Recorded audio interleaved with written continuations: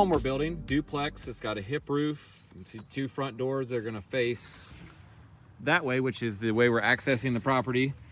And there's some elevation drawings. So again, this is like as simple and as inexpensive as it can be done, so that this is affordable to build and to rent. So that was Ray's first time running a chainsaw, is that right? Yeah. How'd it feel? I'm a man now. Okay. I saw Jamie gave you some instruction, unlike Our dad, Yeah. whenever we were kids, he just like let us take the chainsaw in the woods and start cutting stuff. No instructions. it worked out okay. I mean, proceed with caution, you know, if that happens to you. I don't know. The homeowner's here and she's given us verbal permission or verbal okay about this location, which is great. So we're gonna pull this stuff up, do some real stakes, do some diagonals, get the thing squared up, lined out on the ground, and break ground, start digging this thing. Ray, you wanna cut a foot? You good? Yep. All right, 31. Now that we have these string lines where we want the structure, we're gonna make marks outside of and inside of this string line that are gonna represent the dig, the footing dig. Because the bucket's 2 feet wide, we have 8-inch block, we want that centered on the footing. So we're gonna go 8 inches out of the string line, 16 inches in, that'll center the block, make marks. A little left over, we make some cookies tonight. Nice.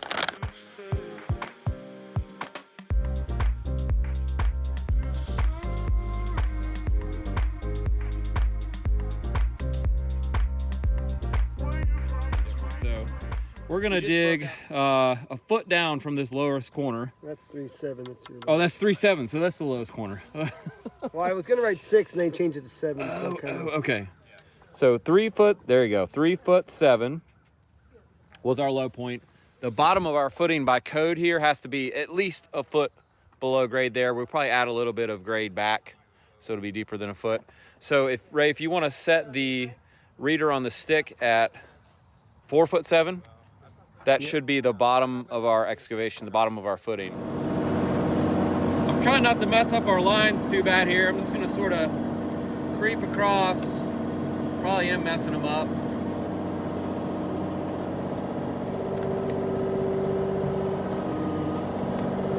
You like?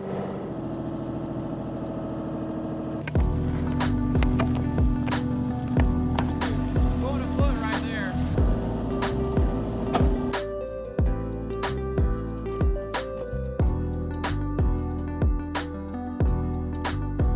Right here is good. Right where I'm standing is good.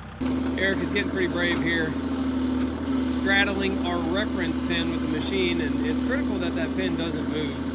So he's going to have to be easy on the controls to make sure the machine doesn't slide around and smear that pin all over the place. So we're just getting like full scoops with the excavator, and that's pretty satisfying. Way nicer than just scratching rock.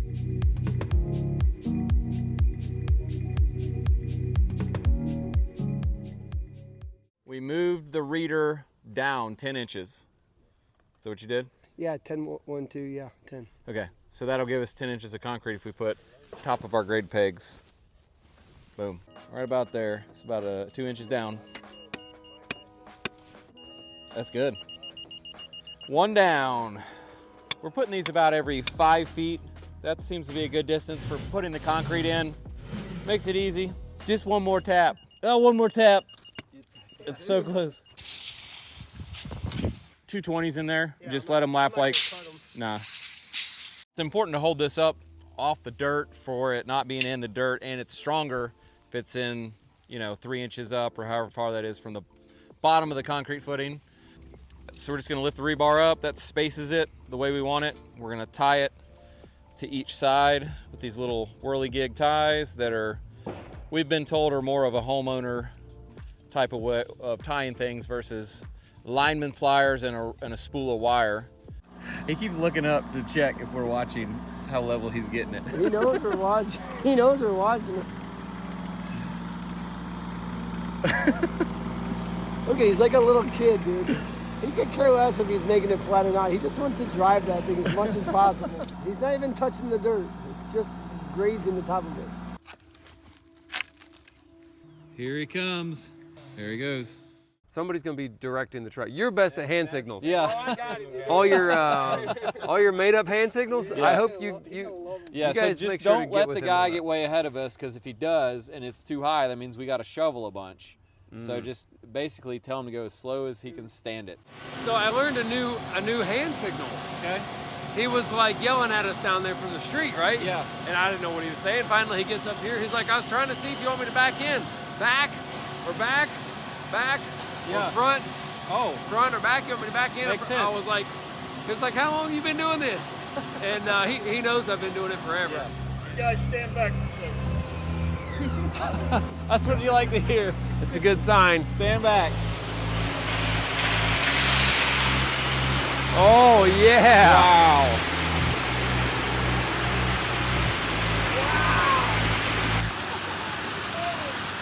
Wow.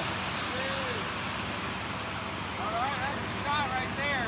All right, start pulling it that way. Wow. I can see my first Greg peg right there. Yeah, So we're we're about about 2 inches 2 maybe. inches too deep. Yeah, keep pulling around that corner, Ray. I'm real close right here. That's Okay. high. You're still high there. Jason's got the move. He's like paddling with a board. Hey, you know?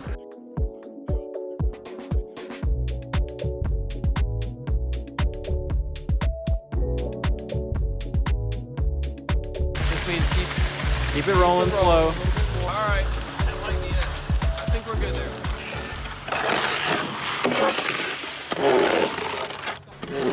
We had him stop rolling. Now we're just raking out what's in the chute, and I think that's gonna be just enough Yep. to take us to the top of grade here.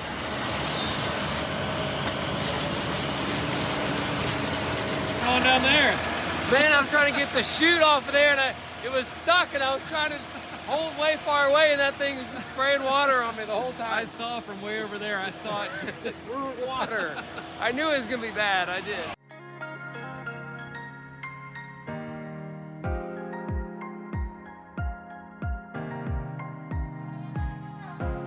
Well, it's time to start laying the foundation. We got a few things we need to do before we're ready. One, we're gonna pull our string lines back into place based on our reference pins, which are about 4 or 5 feet out of the actual corner. I'm thinking we'll just lay a corner as if it does work out block work in each direction, which it won't. Okay. And then we just start and work clockwise from each corner. Yep. And then we just, whatever we have to cut to deal with to end it into the next corner, we'll just do that. Okay. But there is something critical though, is that these bars that we're gonna drill into the foundation here, into the footing, need to be on a certain layout. So we Right. have to start at a corner and work clockwise around the foundation from each corner so that we know these fall in a core.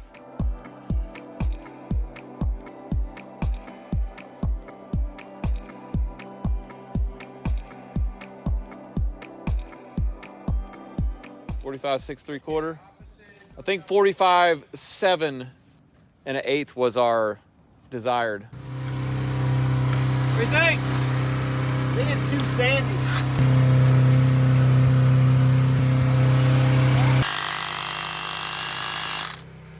How long are the pins? I told him to cut them 30. So I'm gonna go pretty deep then. You can basically go 6 inches. Okay.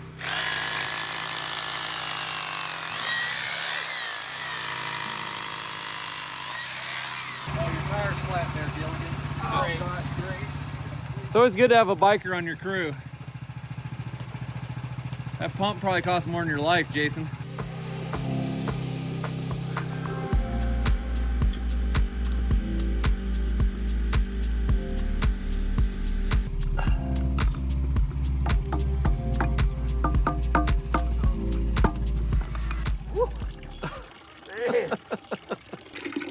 Don't mind me, boys.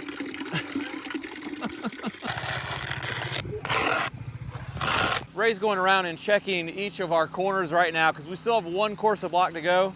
So if to this point we still don't have all 4 of these corners level, we got one last shot, and that's this final course of block. So this one's a little low. Okay, so we can build this one up slightly, smush that one down a little tighter.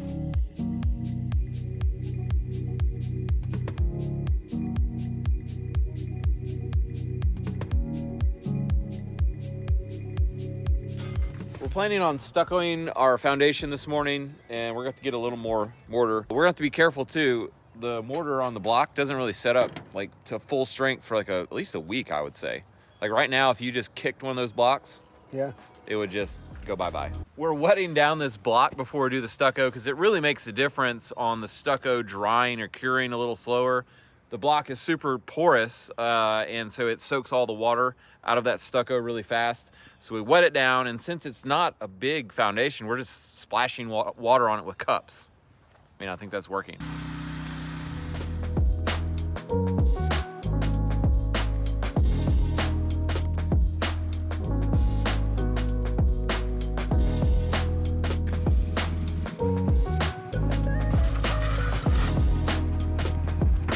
So did you guys confer with each other this morning before? You guys are all wearing the same outfit. We are? Tomahawk hat, Sashko. Didn't even notice. What is this? IYK.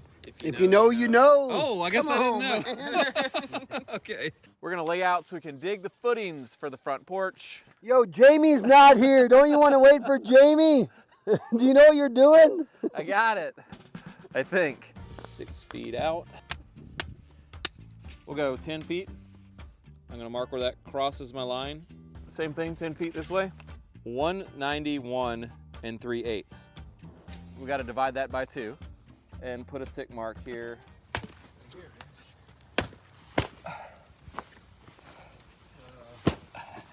Jamie unearthed a clay pipe or something, or is it metal? I hope it's not metal. We were told there's no existing utilities on this property, so that's old and abandoned. I hope there's nothing in that old clay pipe is what I gotta say. Not it. I bet it's loaded with you know what. Yeah.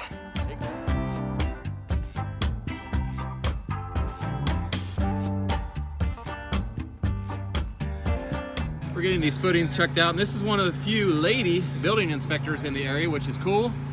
She's checking us out, probing the soil to see if we got compaction, which we do so far.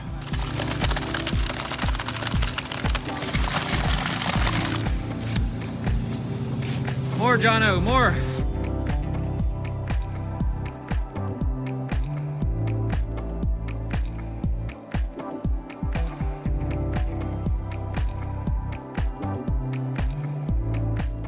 You like that dirt? I've never dug dirt that does what this dirt does. It's like rubber. It's like you think, and then it just like pushes your shovel back out. John Hampton's back, and we've got an excavator to do some digging. I think we can dig the water line in, and also we got a new toy, this boxer. It's like a dingo. You stand on it, and it's like a skid steer you stand on, right? Yeah.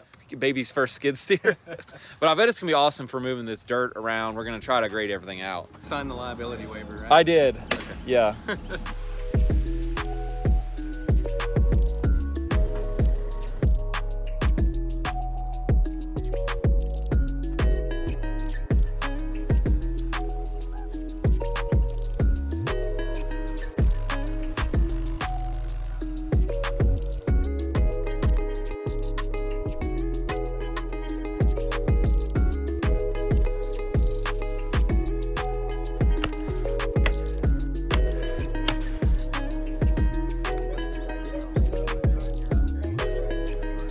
We're setting our laser reader at the correct height so that the bottom of our stick will be at the height we want to cut off these forms.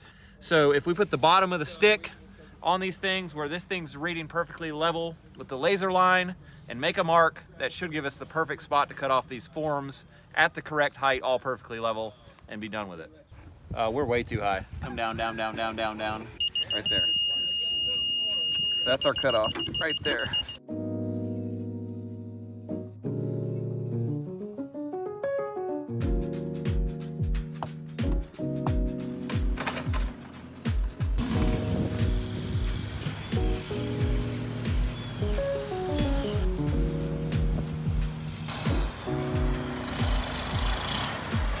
That's a big truck.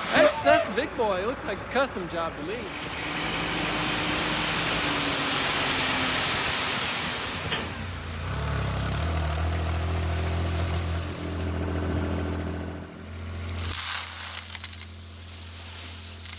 Just so you guys know, the plumber said we need like a foot of gravel on this and the drain before we like do the packer on it. Gotcha.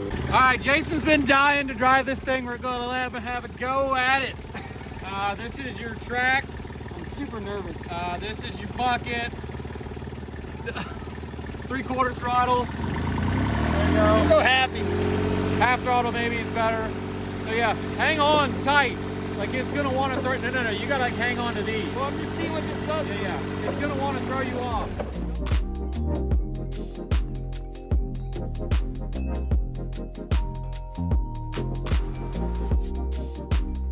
I thought that thing was really cool. I'm like, oh, I want to drive that thing, but Yeah. it beats you up, bro. Not as fun as it looks. You're like, Yeah, that's what it feels like.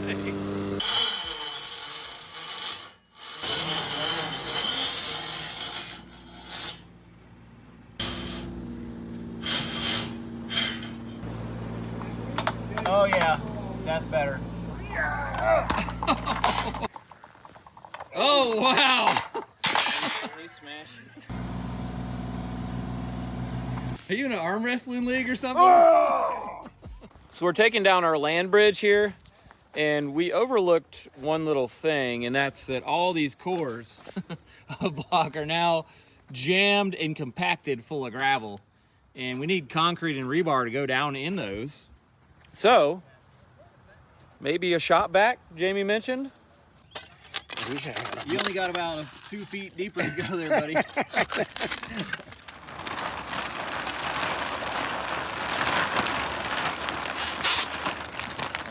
Way up top.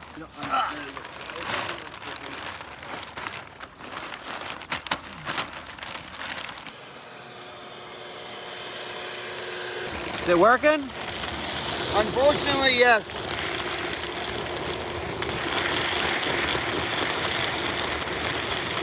That vacuum's gonna weigh a lot when you're done.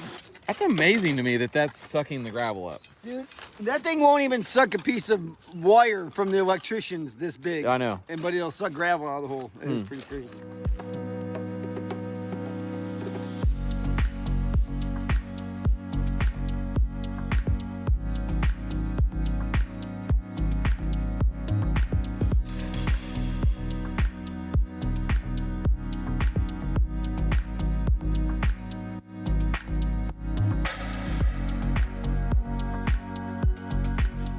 Southwest winds 50 to 30 miles an hour with gusts up to 50 miles an hour expected.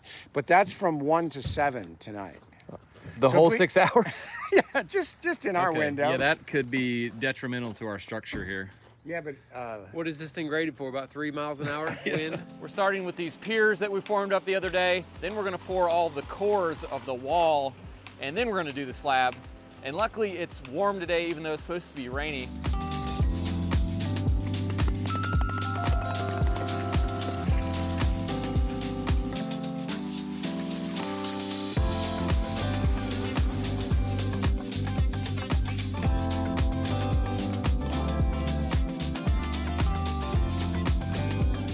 We're running out the second truck now, and this is a little stiffer, which I think is going to be easier. That first truck was a little wetter than I'd like. It just was wanting to flow everywhere instead of staying put at the right elevation. So this should also cure about the same since we're pumping it like 30 minutes later, 40 minutes later. Hopefully it's all going to work out.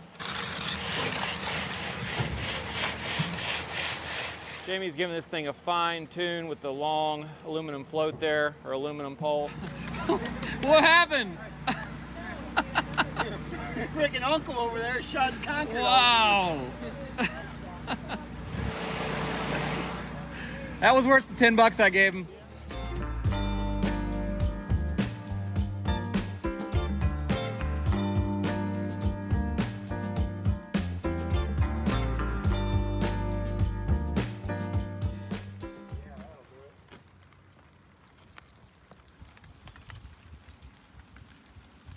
What do you think, Ray? I mean, I'd live under that. You would be wet if you lived under that. I would be wet. I'm gonna go and get around the edges with this float and wait for the rest to be hard enough to get our power trowel out on it. We're gonna hang out. I already called my wife and told her, hey, it's gonna be late because this is not gonna cure. Yeah, I called your wife too. Told her you're staying the night with me.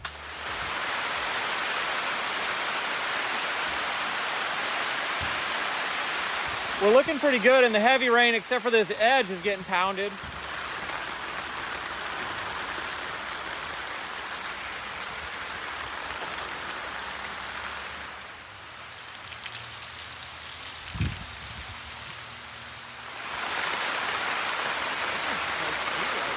determined it's safe to get out on the slab. It's hard enough. It's cured enough. I've got my Bigfoot shoes that slide on over my other shoes. We're gonna take this thing for its maiden voyage, see what the Tomahawk can do. How's it looking, Arlo? Looking good. Oh yeah, that's the way to do it. Yep.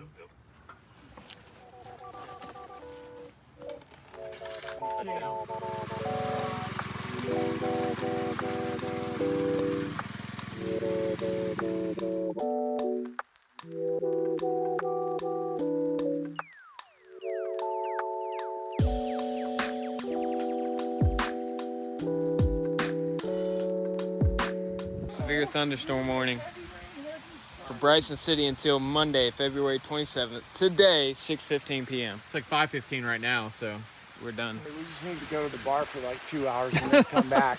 Arlo's the only smart no, person I'm here. telling you, that's what you do.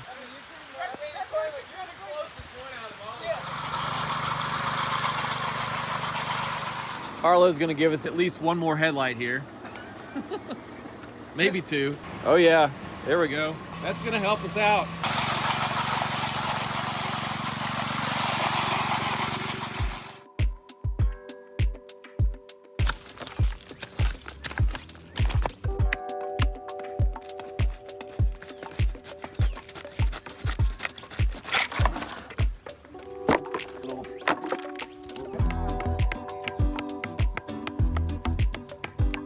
It's been a few days, but we're back on site to start the framing, and we're checking out our slab. And what I can tell you is that for the conditions that we had when we poured this thing and when we were finishing it, it turned out awesome. It's pretty smooth. It looks pretty flat and level. Yeah, John texted me like 30, 40 minutes ago. All right. And also the trusses, the 4 trusses are coming today. Yeah.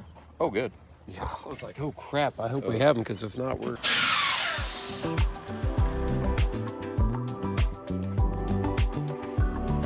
It's time to start framing, and we're gonna establish what we're gonna call a reference corner.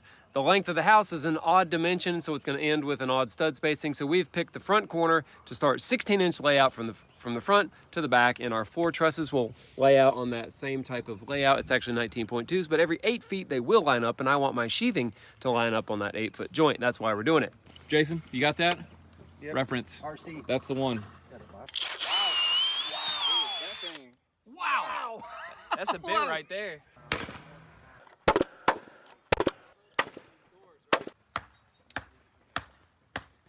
Yep. Jig it up. Yeah. Jig us up, folks. I mean, I hope you test fitted the bottom plate. Looks good.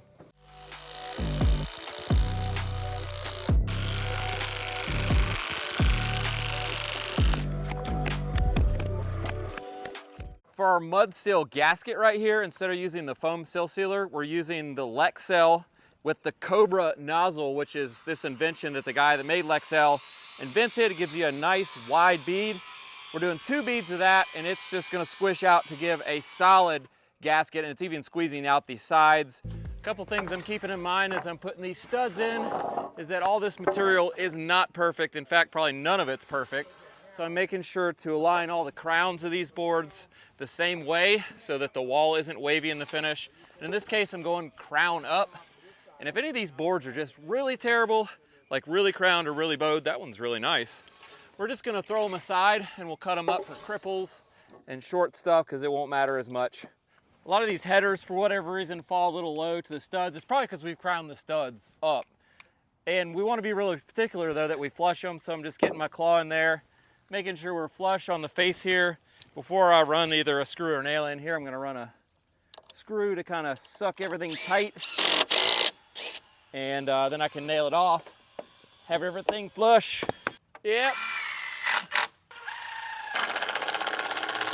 Oh, you got it in woodpecker mode. The dimensioning on our plans is kind of weird. It's like outside the center of the walls, which normally we'd do like inside to inside or something that's a hard place you could hook a tape or see a chalk line. You can't see a chalk line if you chalk it center of the wall. That's nothing. That doesn't help. Then I have to offset half of the wall thickness, you know? So we're gonna have to do a little thinking when we lay this out for the interior walls. I think we'll just offload that little bit, man. It's not a problem. If that's not a problem. They love climbing and hand loading stuff. I'd feel safer. Yeah, no. I don't want to hit your house. I know Not a problem. Come on!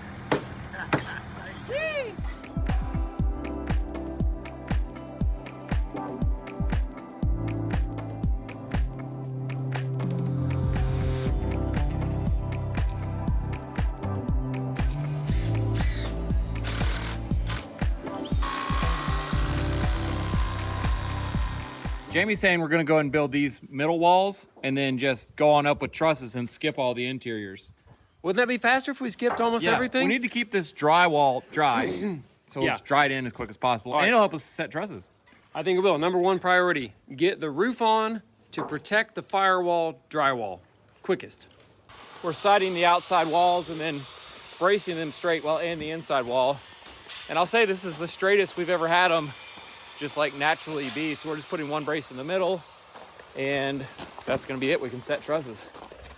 We want to install all the trusses without building any interior walls because really there's no load-bearing interior walls. Except for one tiny one right there.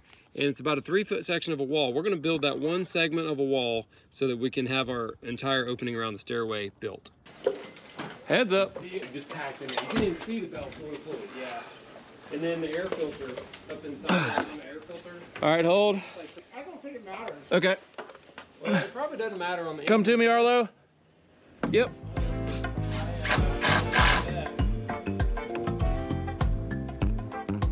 We are almost done with the trusses on this half of the structure. Now we're gonna run this rim board that ties all the truss ends together. And Jamie has gone up and done a little plumb on the end ones because if they're not sitting plumb straight up with this wall and you put the subfloor on, they'll forever be tilted one way or the other. So that's an important step. Last truss, maybe? Nope, one more. So we're taking some drastic measures here to make sure that this drywall for the firewall stays dry, even though it's gonna be out in the rain probably for a while before we get the roof on. So we've got this plastic draped up and over the floor system.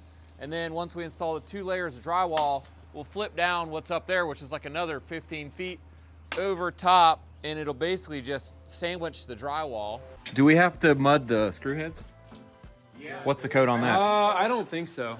You don't think so? I'll call Tony. All right, call the inspector. Yeah, I will. Because once we cover it up, they're not getting mudded. Hey, you know what I say? That's the only thing that scares me about this. It's integral to the framing. Yeah. And it's of a material that is could be damaged. Well, that's why we got this giant tent system and zip but tape that's the only reason it scares me. Yeah. You know, I mean, I think we're gonna do good if people see our work. I think we can get more business doing drywall. I think we can. We've got our 12-foot sheets installed. They're coming in with the 10-foot sheets. We don't have to let this dry, really, even though it is drying fast. So this is going to stagger our joints by 2 feet, and they're going to stagger them like this way as well. Let's see where they go. It can't go center. It's got to go on layout. So 16 is the offset.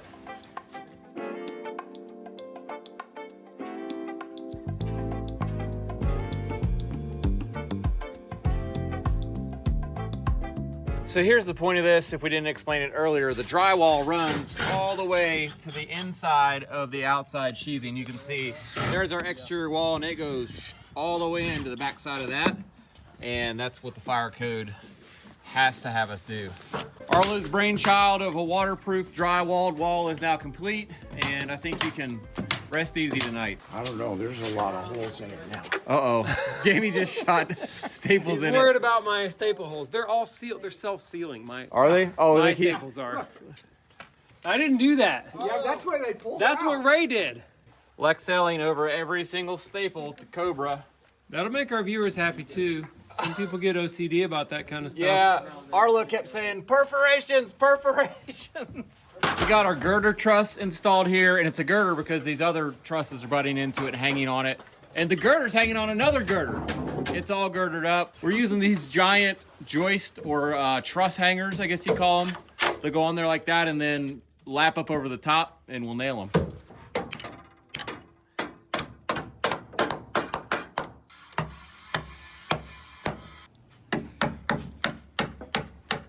Another finishing detail on these 2 trusses here is they need to be screwed together or fastened. There was a fastening guide that we're using, and it's these truss lock screws. We use them as hurricane ties, and since they have threads the whole way down the shank, they won't pull a gap tight like that, so we're gonna have to clamp it first. Won't draw. They won't draw. You could bury that thing 2 inches deep into the, and it will not start to draw at all. That's why, like some of these other screws that have that smooth part of the shank, that's 1.5 inches, which is the depth of most wood or the width, it will draw 2 members together. Watch your wrist. Wow. Oh. Dude, that'll work you. Dude, that'll How'd that work you, feel? bro.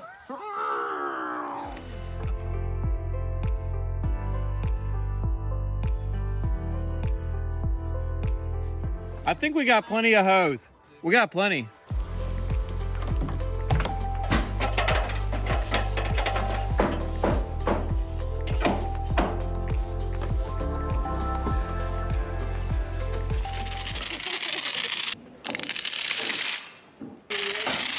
$48.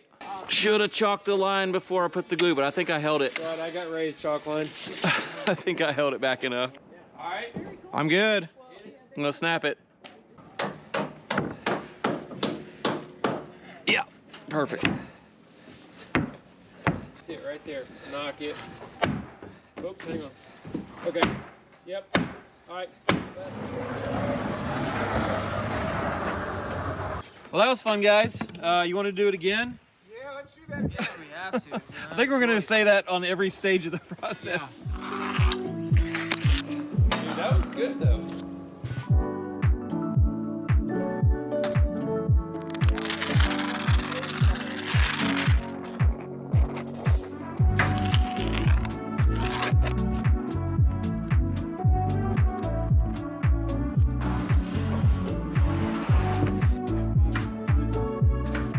It's Monday morning, we're back on site, and today's a big day because we're gonna go up with stairs, evidently. Arlo's working on that. Something that's helpful to know if you're going to build stairs is that our pattern right now, all the placement of these cuts represent the surface of the finished materials, all right? We're going to take off 3/4 for a sub riser and 3/4 for a finish riser. We're going to take off 3/4 for a sub tread and another inch for a finish tread. But this represents the finished product right now. In total, we're gonna set it in there. And if all that lines up perfectly, I can check the measurements and be assured that that works. Then we're gonna come and remodel this thing into the size it should be to accommodate those other materials. Now, I know what you're thinking, that seems crazy, right? But actually, we're not gonna be cutting off of each tread and each riser like here where you see the sawtooth shape. We're actually just cutting the total amount off the bottom. That drops the whole unit down, and then on the other end, we're gonna be cutting off of the side that hangs on the side of the floor system, moving the whole system in to allow for those 2 additional layers. So it's really not that hard, it just sounds like it. Yeah, that sounded crazy. I know, I actually tried to make it sound really terrible. Looking like we need to come up down there, which is actually the 1/4 that we need to gain. That is so small. Oh yeah. Let's get a bigger level. What's the reason for this half-inch you're adding? Well, our drywall is 5/8 thick, and typically we want to leave a space for the skirt board and the drywall, and it's always tight with 1.5 inches. So with a 5/8 drywall, we're losing an extra 1/8 in that space, and there's no way our skirt board is going to slide down in there. So we're going to actually have a little bit of extra room on this That'd be one. nice. About an extra 1/8. Now it really doesn't matter that we have extra space because the you know, the tread and the riser just hang off a little bit. It's all good. It don't matter.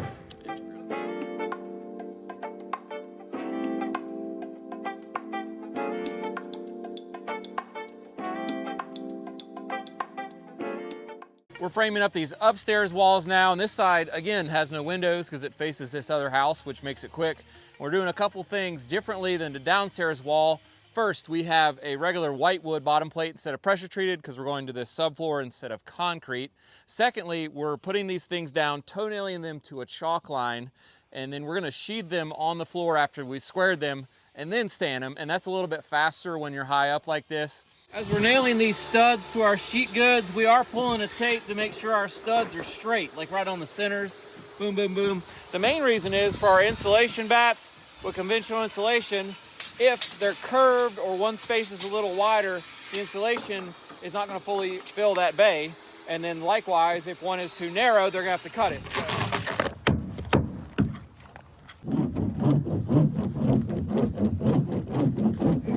Wasn't there a window in there? Yes, operative word was no longer. Was there a plan involved with what you're doing? Maybe. What do you think? Can we lift this with just the 3 of us? Maybe 1 inch off the ground. I don't know if we'll get all the way I up. think we can. Really?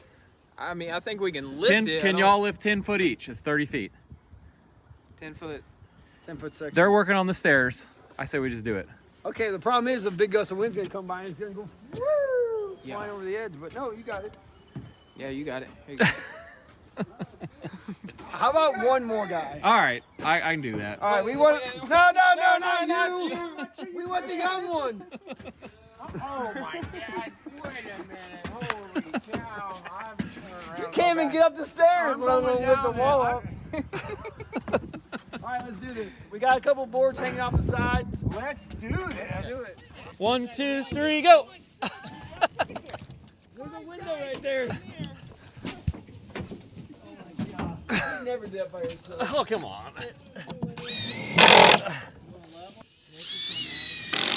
All right. He likes long levels. Look at that smile when he gets the long level. I'm telling you. Good. Now send it out a little bit more, a little more. Right there, right there. Right there. Oh. Right there, right there. Right now. Do it, do it, do it. It's done. Look at that smile. All right, here we go.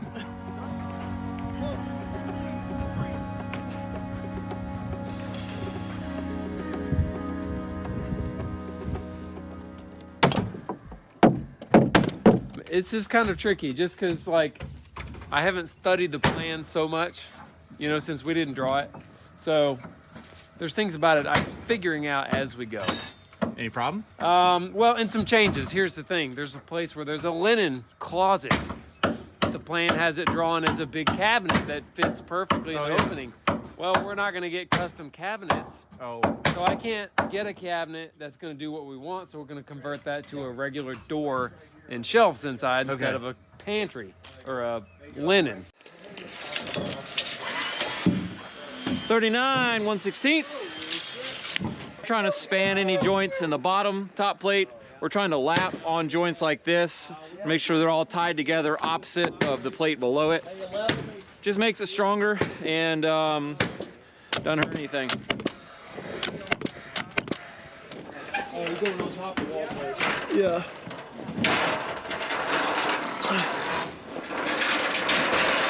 Yep, that's it. Come to you, Jay.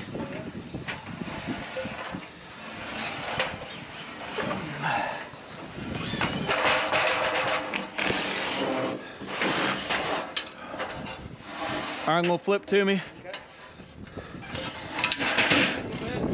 I got a hand. I got it. I got it.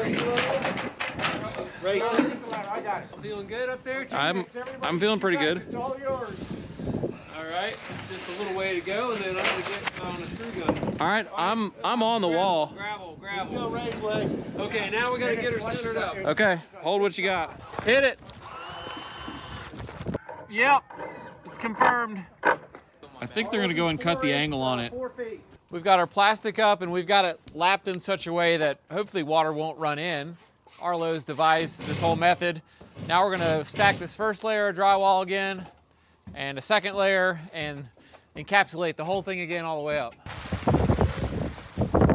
It's getting super windy out here, which is not ideal for what we're doing, but at least the wind is blowing the sheet against the wall, like tighter instead of away from it. So I think we're gonna keep going.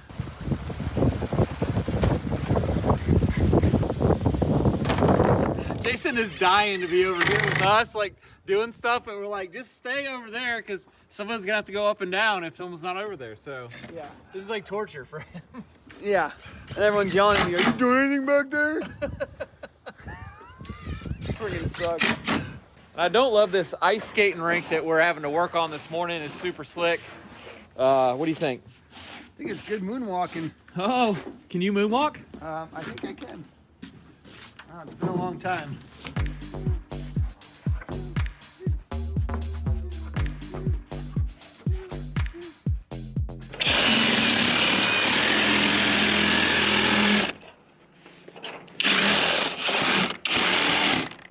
Go the Oops. other way.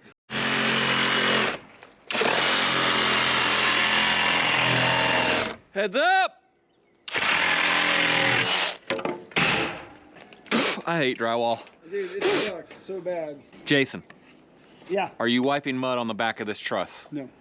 And how did they get there? Maybe. I don't know. I don't remember. We've got our drywall done, and that was not fun at all, really any part of it. Now we're gonna seal it up just like we did at the bottom. Jason's running some zip tape across the top. Then we're gonna run plastic up, lap it over, zip tape that again, just make sure it's completely sealed because it is gonna rain before we get this roof totally on.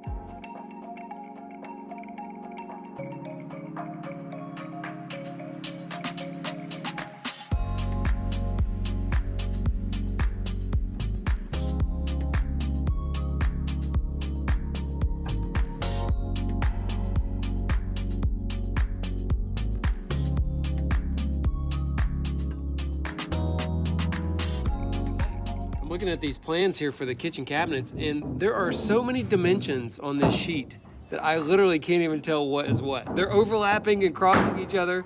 There's just numbers everywhere. So Jamie was checking everything for the cabinet layout and he found something wrong. The window over here is a couple inches from where it's supposed to be, which is really important because that's in front of the kitchen sink. So if it's not dead center on the cabinet that's in front of the kitchen sink, it's really noticeable. So we have to fix it. At least he found it.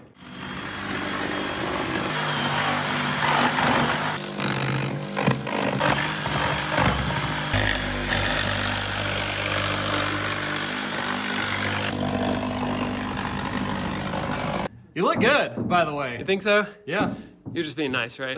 You look like you're gonna go jump out of an airplane. Oh man. Well, hey, this is the fastest way to move a window right here, I think. Yep. Thanks to all my remodeling over the Keep years. coming, you got about an inch. It's tighter than I thought. Yep. I thought it'd feel a little bit loose, actually. In here, almost there. Whoa. Yeah? Whoa. Hey,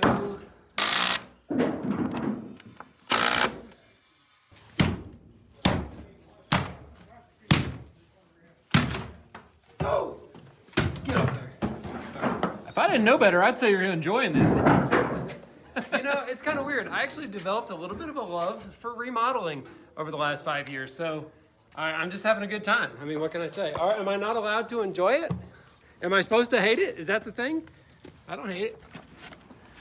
I love it. Now, the only reason I actually took this whole part off is because this section was supposed to tie to the bottom plate. And I cut it right there to make moving it fast and easy. And so now I'm just gonna knock this little section off and put a brand new piece that does reconnect it to the bottom plate. I'm not a carpenter or anything, but I think we already framed that wall. I'm not sure. Didn't we not frame it already? Hey, Jamie, we're on the second floor now. Yeah, All right, bro, you're on the here, wrong here. floor, I got dude.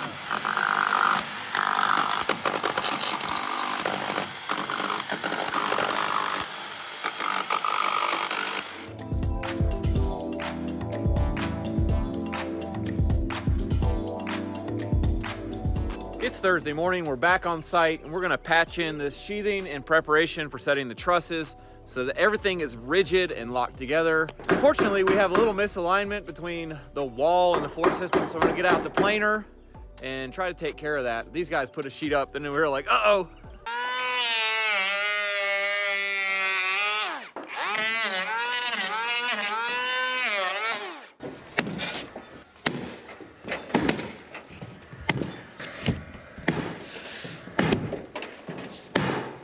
Yeah.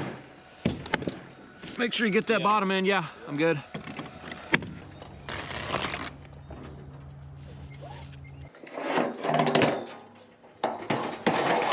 Yep.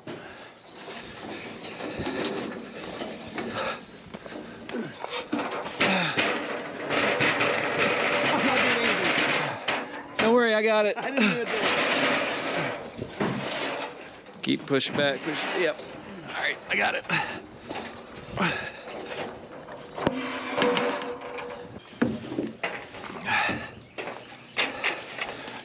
Just not more than 4 feet from the end. Yeah, that'll work. Yeah, that's good.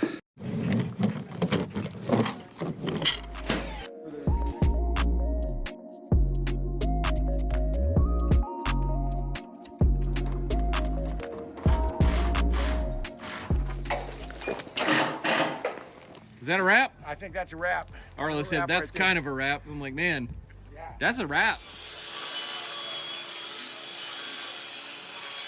In preparation for building our interior walls, one other thing we're doing is taking a diamond surface grinder or a cup grinder and getting the little bit of raised concrete that's around these pipes.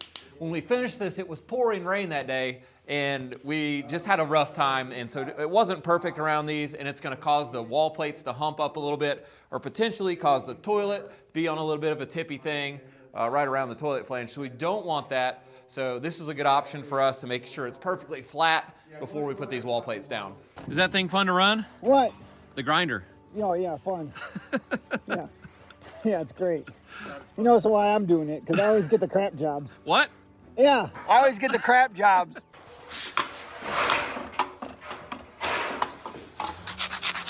Now that we have the floor ground flat, we're remarking the lines for the wall plates on the floor because we ground them all off. I'm gonna plumb up right here for our plate going up the wall, and we're gonna have to do a little bit of blocking where this one is between these two trusses for the top plate to nail to.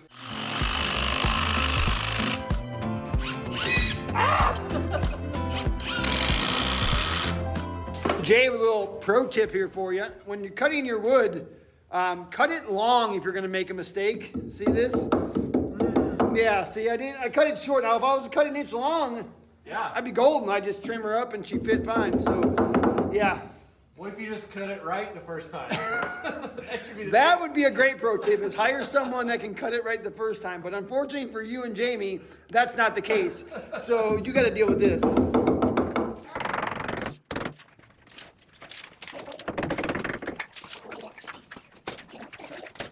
We're on the other side now, and the guys were just asking me if I'm gonna lay it out. The thing is, you could just go measure what's over there,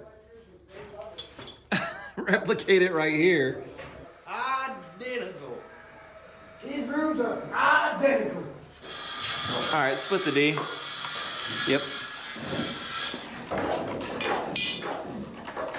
I'm gonna slide it out so I can measure the remainder.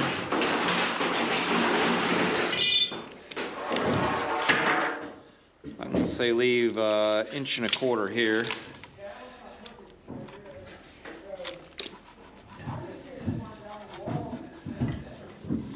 Something like that.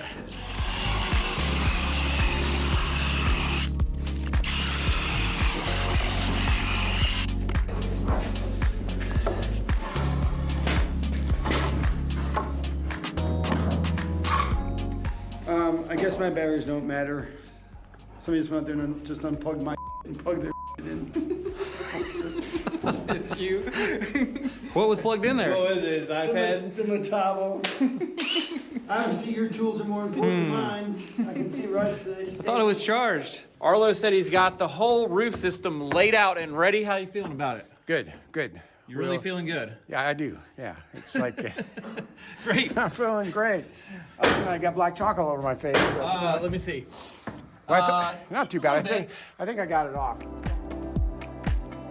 We're here with Mike, crane operator. Good to meet sir. you.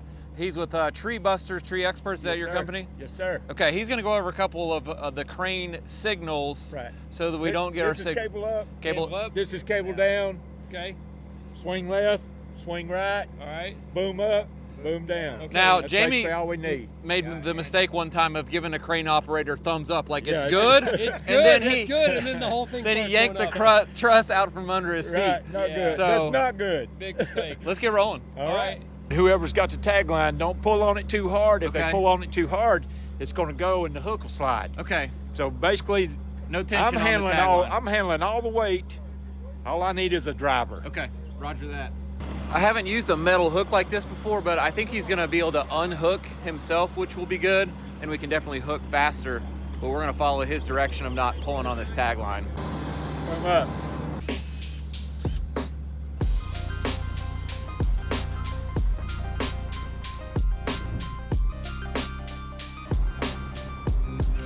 We're good if you wanna unhook.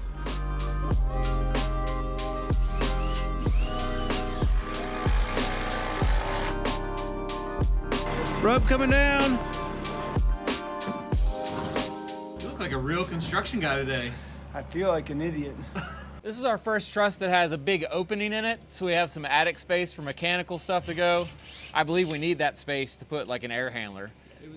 It was specially designed. So this one, and I believe the next one, are gonna have this big opening to give a little attic. You can see how these blocks are working, 22.5 spacing. And we cut them a fuzz less, like 22.5, like 7/16. So that works well. They do make these metal brackets you can just slap on from the top. They cost a lot. They cost too much. Yeah, they're like a couple bucks each, and you're using like 100 of them. It might cost like 400 bucks. So that works well.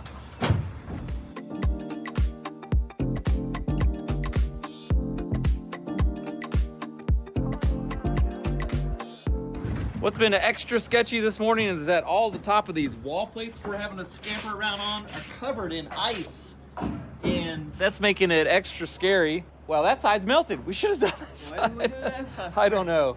We're starting on the south side, side number 2, with our girder truss. And that only took us maybe 30 or 40 minutes with the crane to set that other side. So that's the good thing about it, is we'll be done with an hour or so of crane time total, I think. The crane guy does have a 4-hour minimum though, so even if we're only craning for 1 hour, he's got to charge us for 4, and that's fair. He's got to drive out here and set up and waste half his day, so it'll still be a good deal. We're coming up with this guy, and it's going to lay flat across the tops of these like we were talking about, and that's why it looks like it's the wrong pitch truss. It is. So we've never really done one exactly like this. We're gonna see if it works. Ray, I think we could use another man there to catch the bottom. Yeah, and then if you'll just catch the top and align it flat in there. All right, I got a hand on it. So push it towards the center of the house.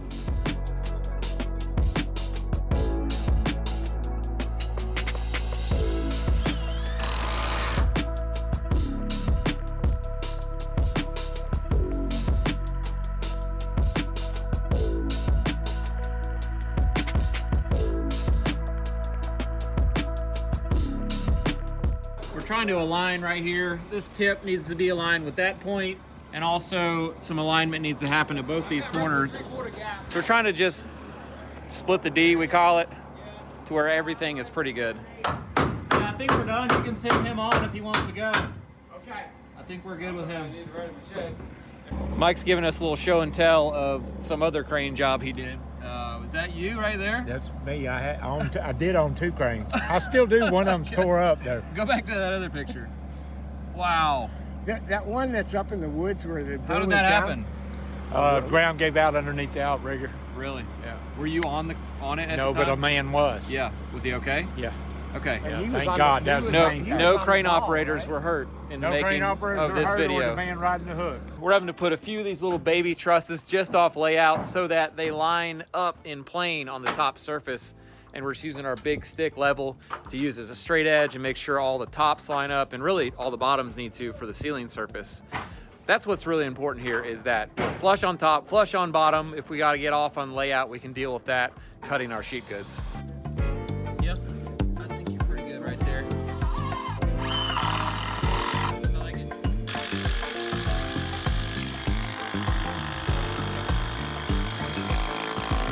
That's a wrap on the trusses. They're all installed. Jason's gonna tell you which one was the hardest. That one. It seems crazy. We almost called Jono up here to help us. There's already 3 of us here to try Yeah. to hold it, level it, square it, shoot it. Yeah. And it's so small that it just moves every time you touch it. So. Yeah, it wasn't fun. It took us as long to do these 2 little ones that did all the other ones. Yo-ho! Am I on time or what? I leave my house at 8:28 to get here at 8:30. Do you know that? No stop signs, no red lights. It's just down the hill. I barely have to push the gas. I know you don't use the brakes because you don't have any. I'm kind of getting spoiled. I'm afraid when we work somewhere else, it's gonna be tough. We are back on site this morning, and we're all staring at the overhang that goes around all 4 sides of the structure. There's nothing left to do at this point besides get up on the scaffolding and start knocking out one side at a time, fascia board, first row of sheathing, and figure out what other kind of blocking we need to do to make it all happen.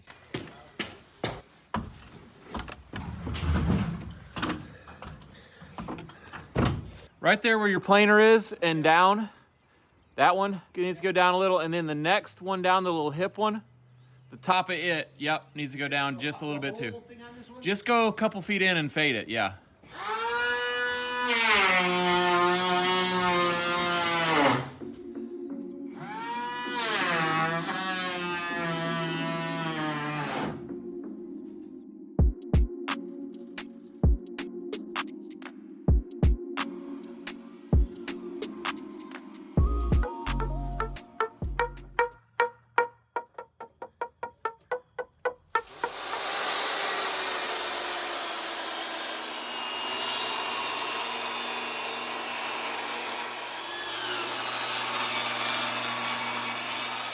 I've noticed that Jamie likes to walk like he's sneaking up on somebody when he's running the table saw. He's like, You can't move.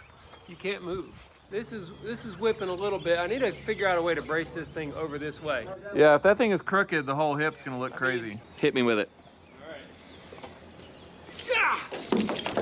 Got it. You wanna give it a whirl? Hey, Jamie, heads up in case this bounces off the walkboard.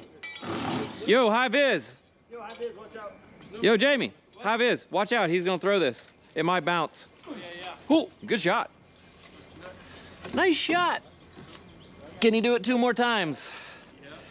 Yeah, Just a second. Come on, in the rhythm, bro. Get in the rhythm. All right, let me get her tacked. All right, I just don't want to kick this thing off of here. Yo. I think we're all set up for our roof sheathing here, and since we have the scaffolding and this walkboard in the right place for the fascia, we're just gonna go ahead here, and we're gonna start like out in the flats just with an 8-foot piece somewhere, because it's got a cut on both ends, and that way we know we're gonna start running on layout and getting things squared up and nice. It's like 4.5 sheets. I got you. Pull that slack out. Oh, you got the slack out. You're good. For our roof sheathing, we're using this zip system 5/8 structural panels, and it's really nice because it has this coating on it, just like the wall sheathing, that's water resistive. And if it starts pouring rain during the middle of this thing, it won't really hurt the panels as opposed to like regular OSB or plywood. We're gonna put these up, then we'll do the seam sealing tape on all the joints, and that'll keep us watertight until we do our finished roof surface.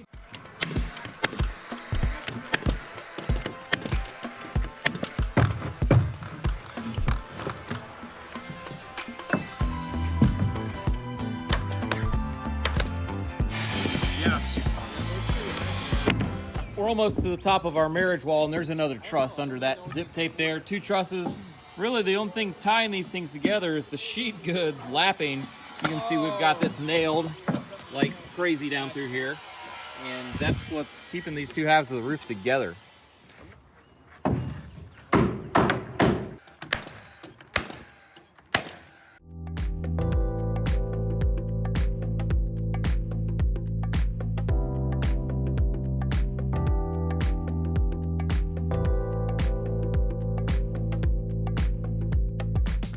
We are getting going on the second side, and we didn't show you this from the first side, but we're taking a chalk line as a straight line, straight edge basically, checking that all these rafter tails are straight or in line and playing with each other, and they're usually not. Like, I don't know when they've ever been.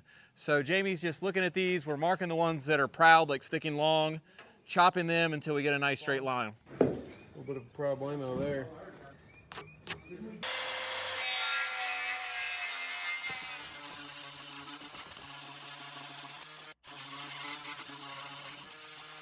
That was probably a little awkward, wasn't it? Yeah. I was like right behind you. It still is awkward. All right, I'm gonna move.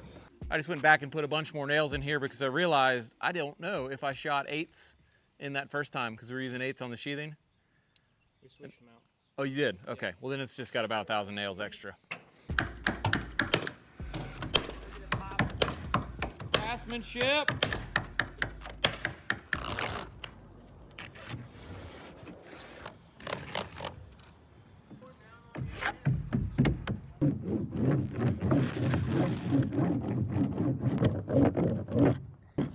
Yeah. I gotta go to a meeting at Chase's school right now. Right. Hope you're not trying to impress anybody. Well, I think they'll be impressed at how much work I've been doing Not today. mine. Maybe.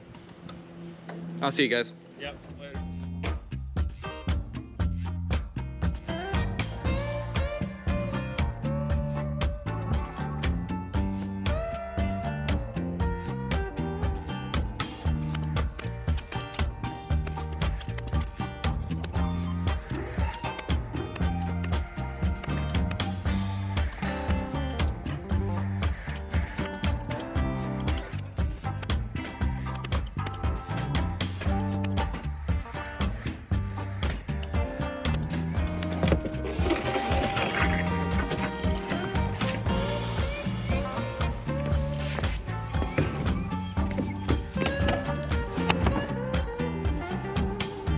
It's good fit.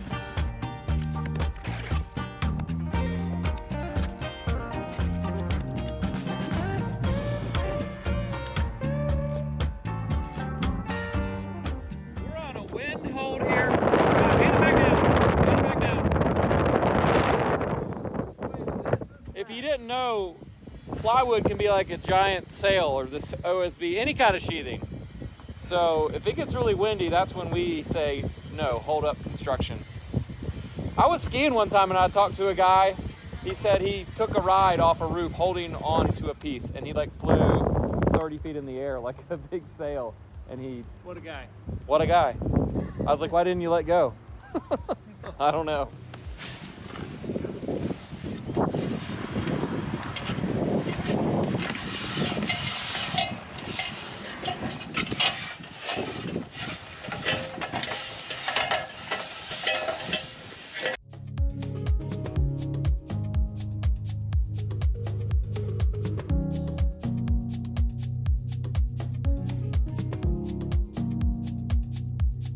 Jamie's down. That means the roof is dry, right? It is. Another one is, hey, that's not fair. A fistful of steel, my friend. You know, in some countries, they stop production for like a week and have a barbecue. Really? When they top out. Like a celebration? Mm-hmm. Well, what are we gonna do? Nothing? We're gonna build this porch. That's it. Right there.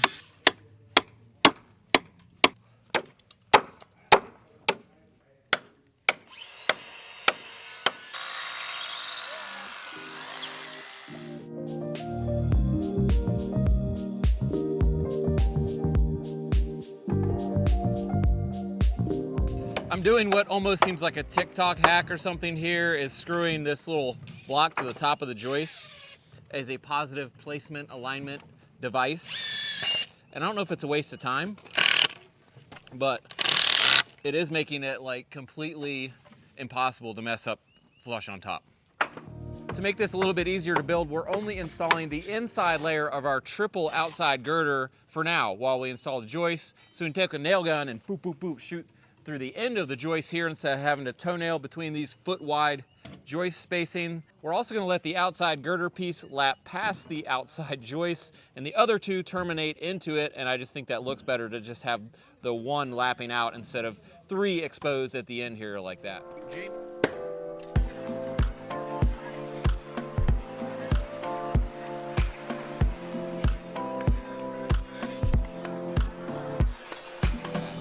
How's it feel? Feels good for me. I don't know about you guys. Let's see. Keep going past. And I'm gonna set this in right where she goes. Yep. All right, go ahead. This goes down in there. No, that's the up. It's only gonna lap past this like an inch. Oi. We'll just have to lag it down with something huge. Lag at the Christie. Okay, perfect. I like these stained braces. Nice touch.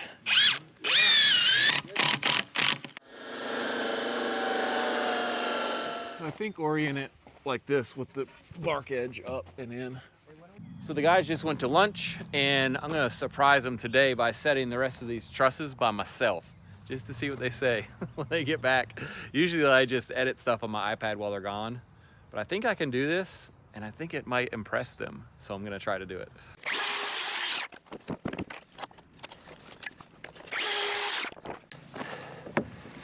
Let's see.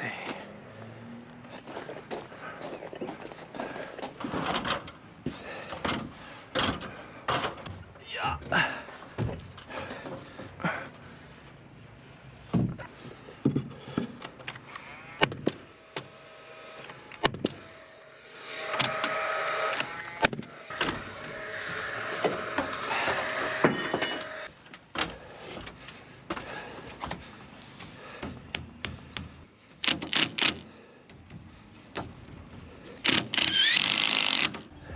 I just finished and they're pulling back in. What are you doing? I just got them set. Do you have the black? Do you have the black ends on the right end? Oh yeah. I don't want to brag, but I'm just gonna put the rest of these up. Yeah, if you don't need our help, we're out here. Yeah, just go home.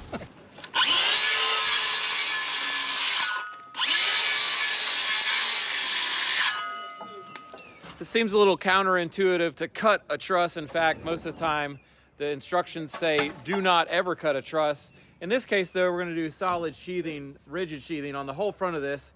So it'll be like continuously solidly braced. and that will make this okay. Yep.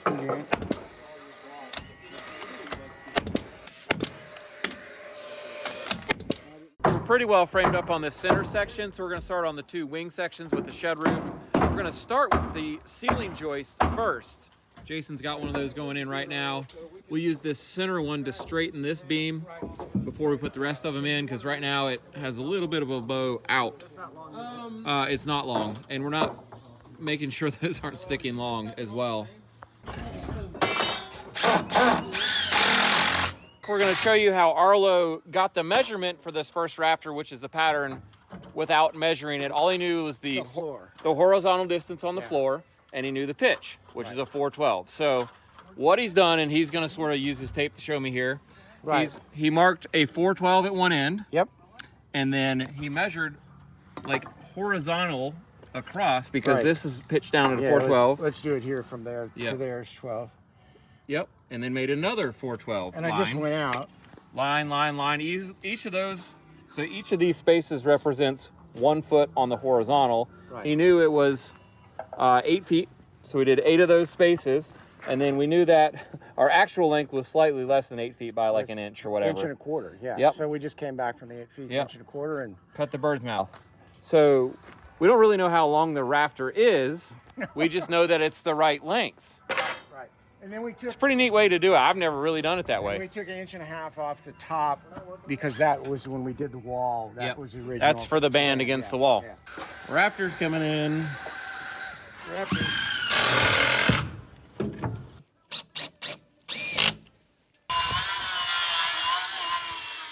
This last rafter we're going to put in is going to be short, and it's going to have a really long heel cut right here. And so I'm going to add a little bit of material, like a little landing pad for it, to give it a good flat spot. It's actually going to be almost 16 inches of nailing here. Go ahead and hit that right there, Ray. Now we can get a measurement for the last rafter. 57. Well, that's the long of the long to the top long. Okay. Yeah, that's the stuff right there.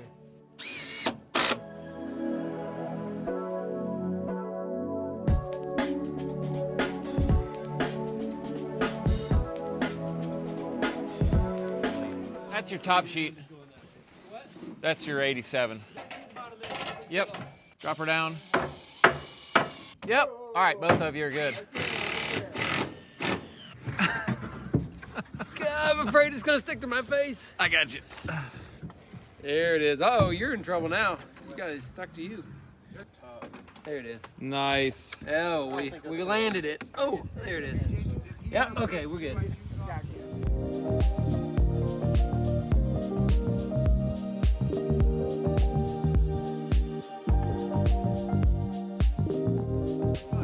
So this is going to be the same height as that. So we're making a nailer for the soffit. Yep. So instead of leveling over, we just Ray thought of a great idea to make a jig there and hanging on the rafter there. Yep. You got a line all the way down? Well, enough to, it's all one piece. So. Okay. I like that. Yeah. Almost. Almost. That's not it. All right, Ray, tell me when it's straight. Yeah. Right there? You like it? Okay. That's it for framing. I know. Another one in the books. That's why I turned the camera on. Holy moly. Wait, are we like going to party this afternoon? Or what's No, that never happens. Oh, I think we should call it. What do they do somewhere where they finish something and they have a party? Yep, we talk about it every time, but it's top-out party, right? top out party, never gonna happen. Call Cynthia, get her to take us to BCO this I'm afternoon. thinking big barbecue. Never gonna happen.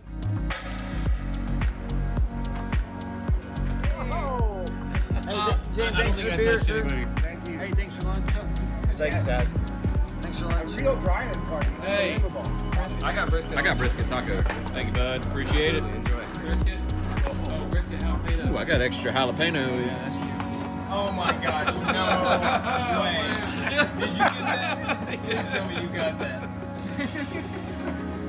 I thought he was gonna do it too. I mean, I don't like carrots.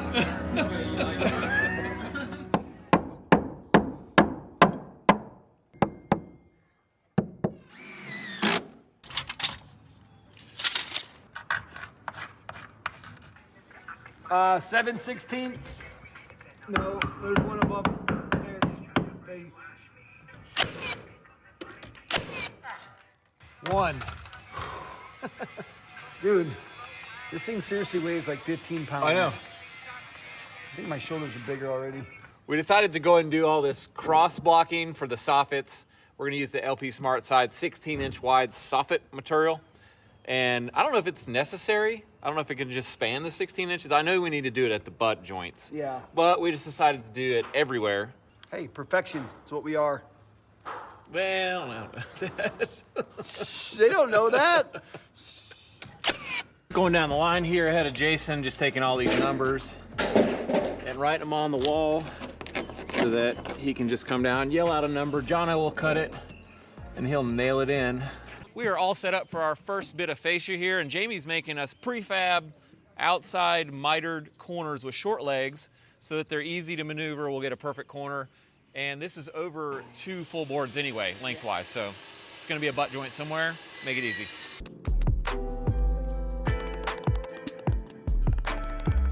So your neighbor got a donkey? Yeah. What? This morning that thing was going crazy. I don't know where it's coming from, but all of a sudden I just... How do you hide a donkey? You have a donkey? No, somebody in my neighborhood has a donkey. Somebody in your neighborhood has a donkey. Okay. Got your spacer down there. So I'm gonna start at this end and work back your way, Jay. Up, up, up. Yep. Down, down, down. Yep. That's good.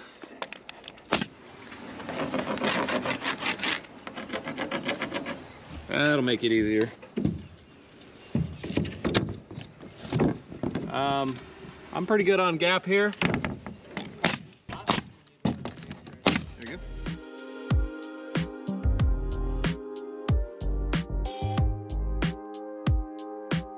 We've got some fascia board and some soffit run here. What we're gonna do now is seal everything up. We're gonna put zip tape up top here to seal the top edge. We're gonna do big stretch along this joint or gap between the fascia and the soffit. Nate sent us special guns. We work with the company that makes big stretch. They make premium products that cost a little more but work a lot better, which is really worth it on high work like this. You don't wanna get back up and have to do this again ever. You know I'm putting a lot of trust in you doing that caulk job up there, right? I mean, how hard can it be, bro, really? Well, Don't worry, Ray's not staring at you right now.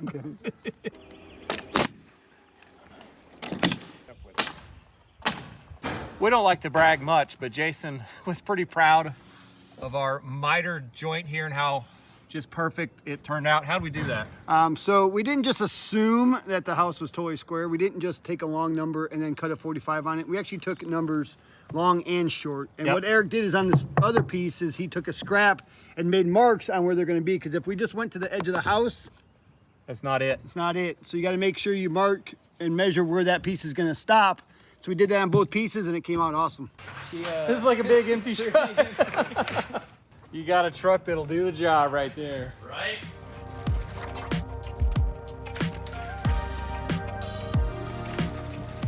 Pick it up, bro. Yep. All right, coming up.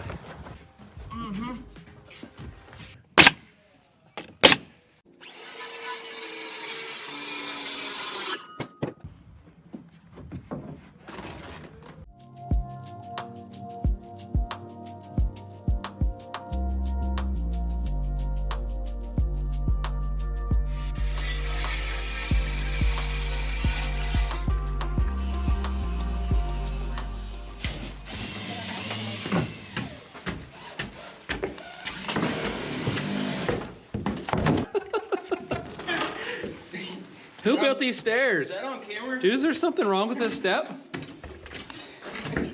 Where's the screws? In the other duplex. All right.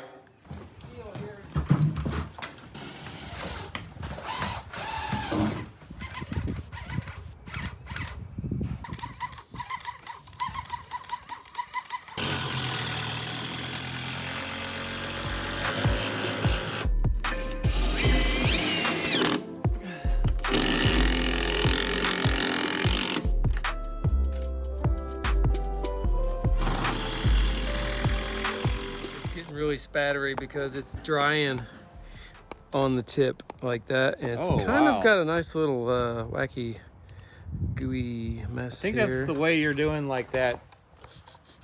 Uh-huh. Real fast. Well, I'm using my high wind technique today, and I've got the pressure turned down a lot on the machine, and I'm keeping the spray tip like less than 6 inches away from the surface I'm painting in an effort to get all the paint to stick to the soffit and not blow away. And I'm keeping my truck more than 60 feet from the paint surface. Luckily it's so hot, I think that the little droplets will dry in the air. It might be the first time someone's painted the outside of a house from the inside of a house. Arlo and Jono have done a really nice job on these open corners here. I don't know what you call this actually. Oh, there is the piece over here. This was not easy. This is this weird mitered angle that who knows what it is, and they've made it perfect with blocking and looks amazing. Good job. Watch my hat gone. There goes my hat. Keep going. Oh, our scaffolding is exactly in the way. Keep coming, keep coming. Okay, I'm clear. Arlo's gonna shim the window up with some speed squares, which is like a little less than a quarter for those ones, so that it's evenly spaced all the way around through here. This is plumb. Let me check it out. That looks good. Just gonna tack a corner here. Don't hit the window. So do we want to do it now? You guys tape them and John and I'll make the pieces and be done? I can't hear what you're saying. More stuff away. Ray's got to run pecker mode here. We do have a siding coil nailer out here, but a lot of times we've blown through these flanges using that thing. So we just decided to do them hand drive. I don't know. This duplex has the least amount of windows that we've ever put in a single house. I think there's 7, is that right? Plus the slider doors, they're like big windows, I guess, but we're used to having like 37. So this is awesome, so fast.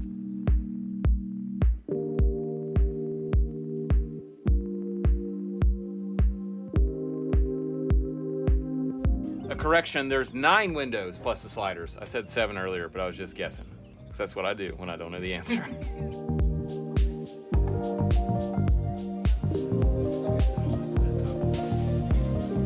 Arlo's checking out where this door is going to sit on the threshold part. Make sure it's not humpy, and it looked pretty good. Confirmed. Also, your legs are looking good. Wait.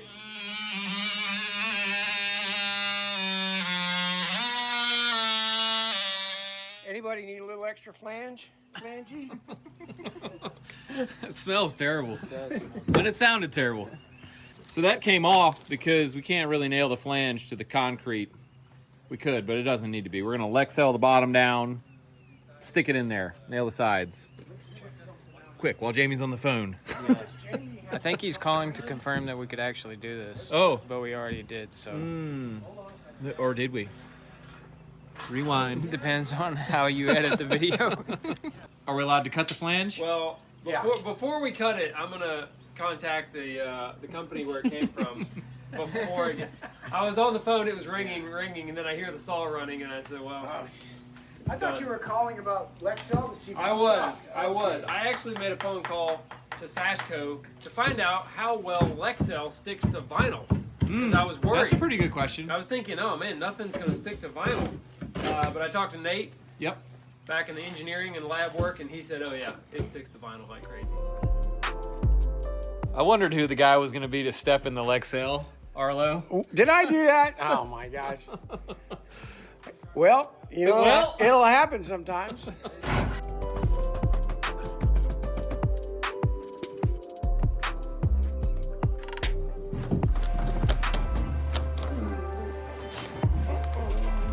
Looks good.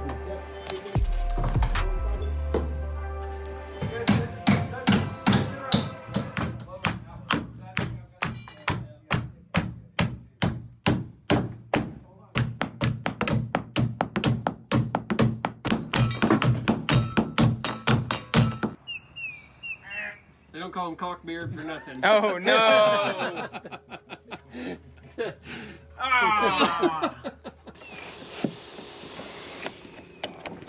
I'm good there. Got 7 rows done and we're about at eye level. So we're gonna pause on the gecko gauges and snap a hard line just to make sure we're still running straight at this height while we can still see the chalk line above the top edge of the board. So I'm gonna go 6.5 up. I got 53.5, so I'll go up a little higher on yours just to even out. Oh yeah, it's laser.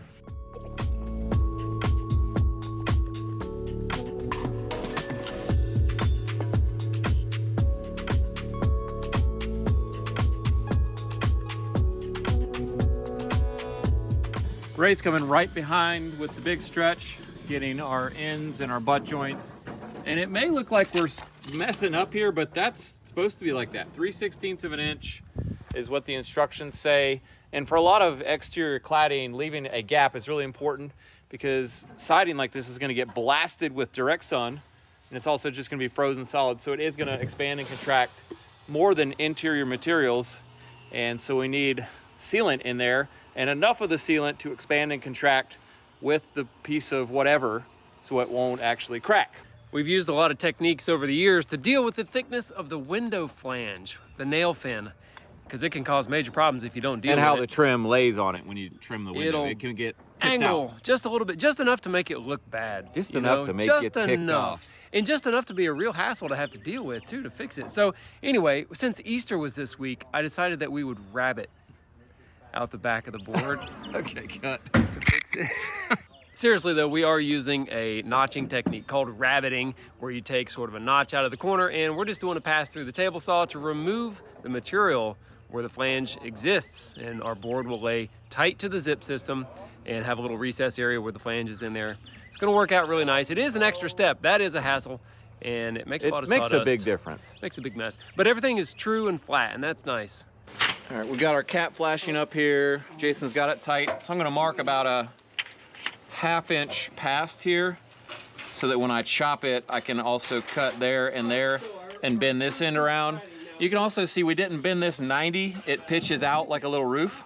That helps to keep water from puddling. Hey, oh, it's right here. Oh, it's upside down.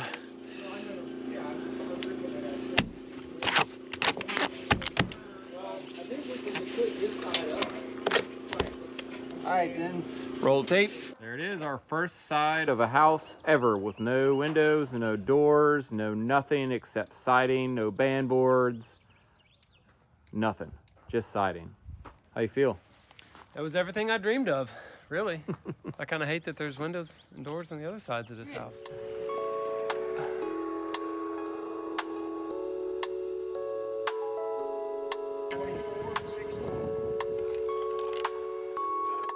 I want to show you how Arlo's using this framing square to make the lines that will represent the cut that goes against this 812 roof up top there. What we want to get is the inverse of an 812 because it's not a top cut, it's laying against the top of the roof. So this is essentially double an 812. It's a 24/16, which is double an 812. So all we have to do is line up the corners of the outside here, corner, corner, strike that line right there. And that's our cut, and that'll lay perfectly against that 812 roof up top.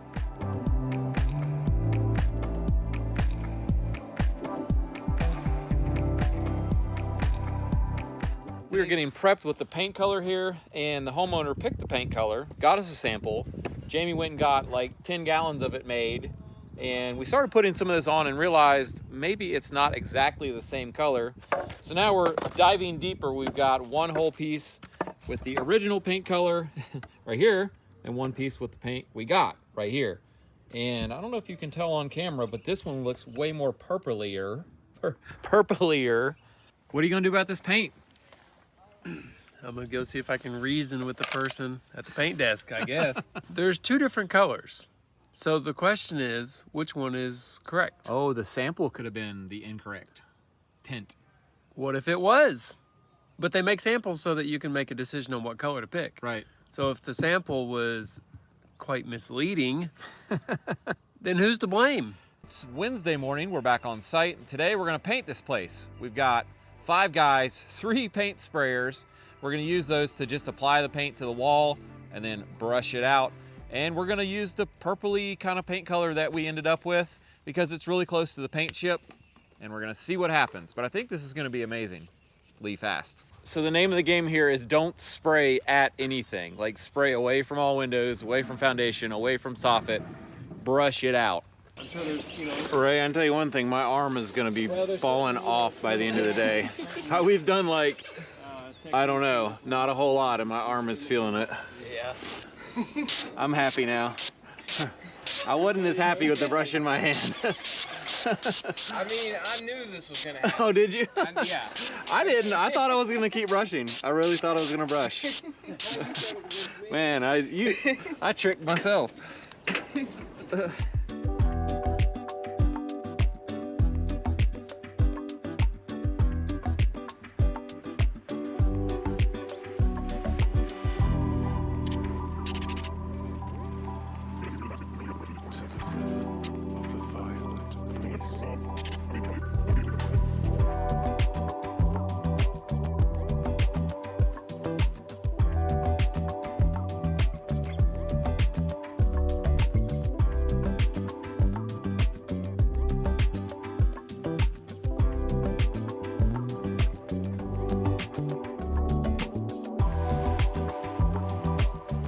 What do you think of the color from down there? I think it actually looks good. It's not screaming purple as much as I thought it No. would. It's really... It looks blue. Jay's getting eagle eye on this thing, making sure his line is cut laser straight. I like this method. I mean, this is how you know it's straight. You're looking right at it. Hey, I did some math for the homeowner, just in case she's watching. So we painted that side in 35 minutes with 3 guys. I'm not really getting paid, but if I was, say we're billing at $35 an hour to cover workman's comp and stuff. So at $35 an hour, 3 guys, 35 minutes, $63 for the whole side of the house. That's the world's best deal in paint. We better slow down. That's all I can say. I don't want to sound like a sissy, but I have no idea how you're laying on this scorching hot roof right now. I don't know, but my, you know what, are sizzle like eggs on a frying pan.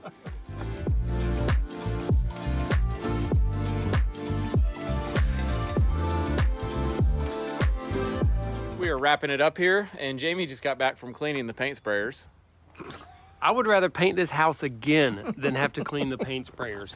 I mean, Dude, what happened I to was you? totally clean when I left here. Look at his arm. And I'm telling you what, man, I got it all down to my fingers. Look at this. Oh my, man, I'm gonna have a finger malfunction on account of this.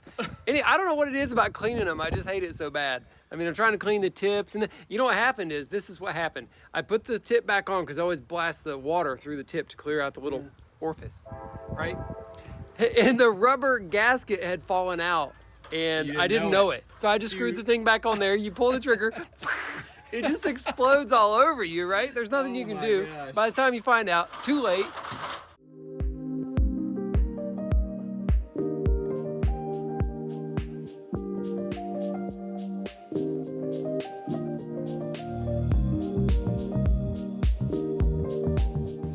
Thing's got no set. Just pull the trigger, Arlo. Get up on there and pull and freaking wing your arm. There you go. It is Thursday morning, aka Friday, if you're on the Perkins crew, and we're gonna get going with some porch ceilings. Jamie's gonna do the drip edge because he doesn't trust anybody. And Arlo's back. Where were you yesterday, Arlo? Yeah, Arlo, where were you yesterday? I had a cat litter box to change and blah, blah, blah, blah, blah, blah, blah, blah. One critical part to a good installation of this drip edge is nailing it in the right place, and you can see how Jamie's nailing it up in the top 1.5 inches, and that's the part that's gonna hit something below. If you nail out here, it's just a hollow void below because this sticks off, that much. You can also get nails that fire through and then shoot out the bottom, and you see them under there. We've seen that as well. How your quads feeling? Awful. Dude, I can't even tell you what I'm actually thinking right now. Not fit for the film. This ceiling is our LP Smart Side primed 4x8 cedar texture grain panels. And they go up nice and quick, paint easy, and a little overlapping bit. Yeah. And now the guys are wrapping the inside of these beams, and I think that's the way to go. Yeah. It looks really good.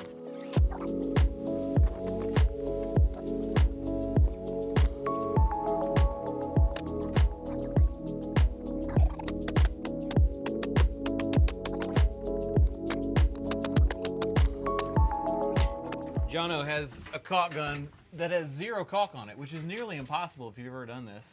Wow. And mine, it's like, oh, I gotta go this angle here. Like whenever you Where's your arm, bro? There it is. Dude, what are you doing? What are you doing right now? You blocking all cookies? Okay. Oh. Wow. You know, it's exactly wrong. 32, 33 about. and 7 in the center is what I did. And I did. What about from this side, though? Well, I didn't pull from that side. Oh. I mean, I'm just curious if they, I mean, it seems like they would have put it dead center. Not even close. 34 and a half. Last trim board going in, and I'll say it looks way better. That was a lot of work, but I think the overall finished product is way nicer looking. So, one thing we've read in the comments that we're gonna do, don't know if it matters or not, is remove the plastic off of our firewall, which is drywall. And we did this to keep everything dry during framing, and we're gonna see if it kept it dry. There was a lot of concerns that inside this plastic would be nothing but moisture. Right. Let's find out. Looks like, okay. Yo, Jay. Oh, there it is. What's up? What's up? Was there any water between the plastic and the drywall? Dude, it's like a dust fart up here. Dust fart.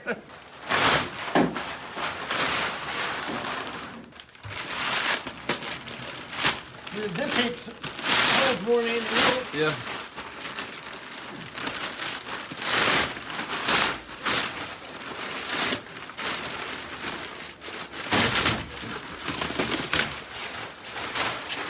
We are back at our duplex job finally, and it's time to get rid of all the drywall dust because it's done and get ready for paint. And we're just noticing it's a jungle out here. We've been gone for over 3 weeks, and summer hit and everything grew up, so I think we might also have to weed eat. There's even weeds growing into the porta-john, like through the cracks or something here. What we missed out here, because we were out doing other projects, was the mechanical systems getting finished, heat and air, plumbing, electrical, the insulation, which ended up being all spray foam, walls and roof, which is great. And then the drywall, hanging and finish, we hire that out. And that's where we are today. Let's check it out.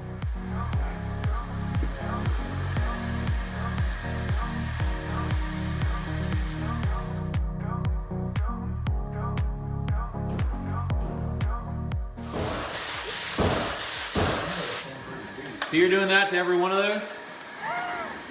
Unfortunately, yes. I think that's a great idea. Everyone. And I even went through with a nail and I picked out the corner of every corner. The corner of every corner. Corner of every Good corner. job. Because Jamie says when they sand that, the drywall dust gets jammed up in there. It does. Yeah. I mean, there was like 2 that had some in there. Yeah, But, you're know, doing a great job.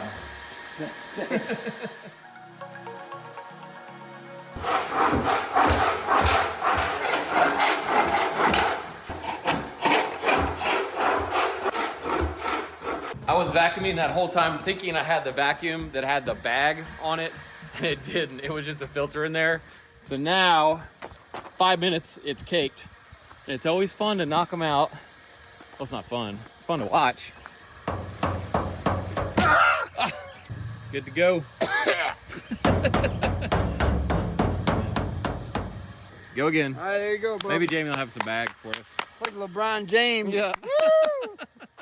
Except we're vacuuming drywall dust like a bunch of doofuses.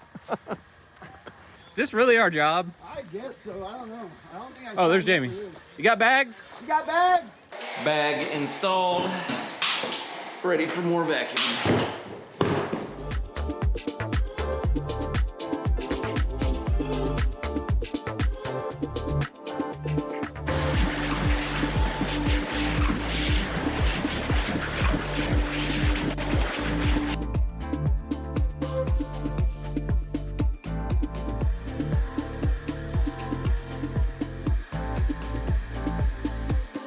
See what Arlo's doing?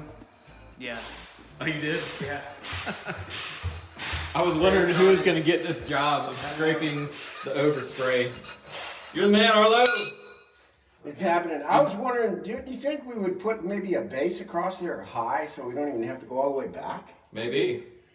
Or kick a board or something in there? You sweated like a gallon already. Your shirt is drenched. I'm not a man compared to. No. Yeah. All right, way to go, Arlo.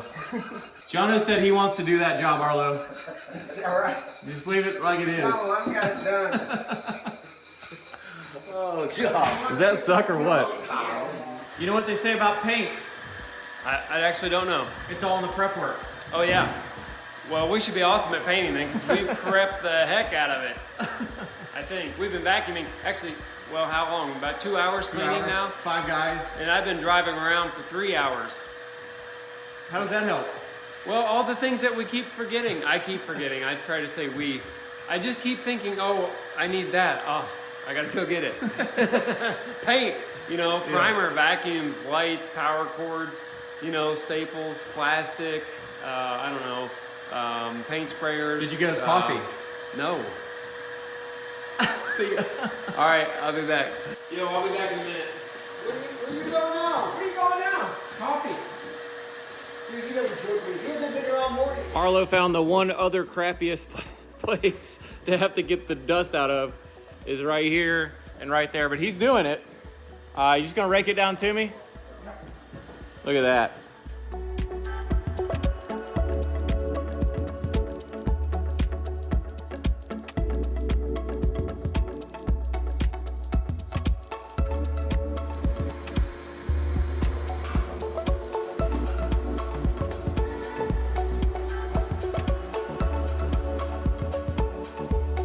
Ray's carding the edge of this tub. Credit card. No, No. Oh, a Hearn card. it's from Vegas. Wow. That's special. So what he's doing is getting the mud off without scratching the tub. And then the tape will stick. We can plastic these things off. It's really hard to get painter's tape to stick to this poly plastic when you're taping off these tubs. So Arlo came up with the idea to just do the painter's tape on the tub and then stick zip tape on top of that, because you don't want to stick that to the tub. You would need a new tub. You would never get it off. And that will stick to the plastic though. And it's working like amazing. So good. Yep. Oh, whoa now. Oh, There you go. man. Oh. You about stuck it to my arm. I have sprayed before, and just the pressure of the air of the sprayer blow the plastic loose from the painter's tape. Yep. Then you got major You're problems. in a real sticky spot. Yeah. So that's great. Good job, Arlo. It's good to have Arlo around for painting. He's usually off doing other stuff. I'm ready to spray. We need to start spraying. You guys can take the tub. We got a lot of spraying to do. We got 25 gallons to run through this machine here, and we haven't started yet, so let's go.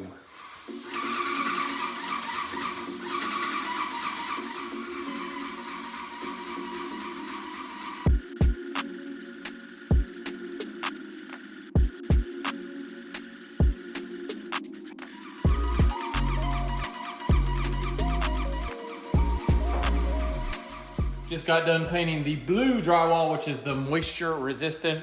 And I know it's moisture resistant for sure, because you gotta paint it like twice or 3 times to cover the blue. Just primer. Just primer. 3 coats of primer. That may be the only difference, is that it's painted more. They probably don't make the drywall any different. So Jamie's got me set up here with a walk plank so I can get the ceiling out this section of the hallway, stairwell. It's always the hardest part.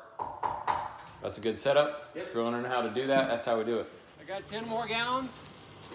So that'll be a total of, let's see, I got 25, right? 15, 25, plus I had about another 3 probably. Wow.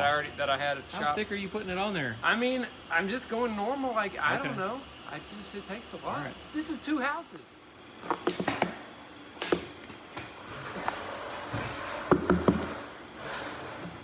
That's a good design, huh? Dude, this is the stupidest thing ever. Like, I literally can't for the life of me get that off. So, Oh yeah, you can't get your you can't get in there. You can't even get a wrench on it. get it either. Dude, how stupid is that? All right, we're gonna have to do this. I didn't want to do this. I just want to open the lid. But I'll tell you another stupid thing. If you could get it open, then you pour paint, that thing fills up with paint, and then you put the lid down in that. And that just seals it in for One eternity. job to design a paint lid screw. You know, they did that probably so they could stack them. Oh yeah. I don't know. It's Monday morning. We're not back on site. We're at the shop because we're grabbing all of the cabinets in the pouring rain and taking them to the job. And there's a mountain. It's halfway gone now, but this took up Jamie's entire shop for like a month. I am very happy today to get my space back. At this point, I don't know what's in any of these boxes. I don't know which boxes, how many of each go in each side of the house. And we're just gonna load them in and start opening them up. It'll be like Christmas. It's gonna be big time.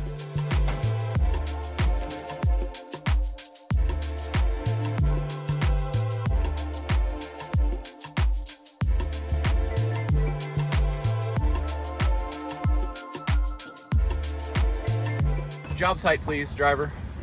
Yeah, whatever. Driver, window, please.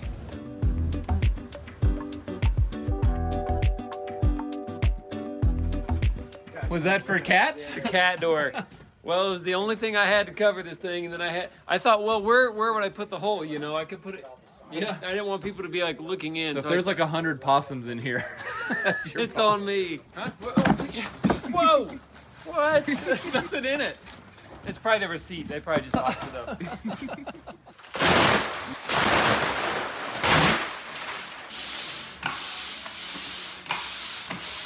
We've been staring at this drawing on Jamie's phone for like 20 minutes. The problem is it's that kitchen, so everything is like upside down.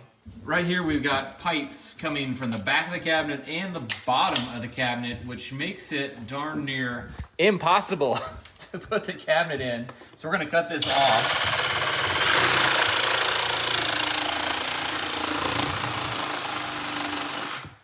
Man, There you go. Should have been a plumber.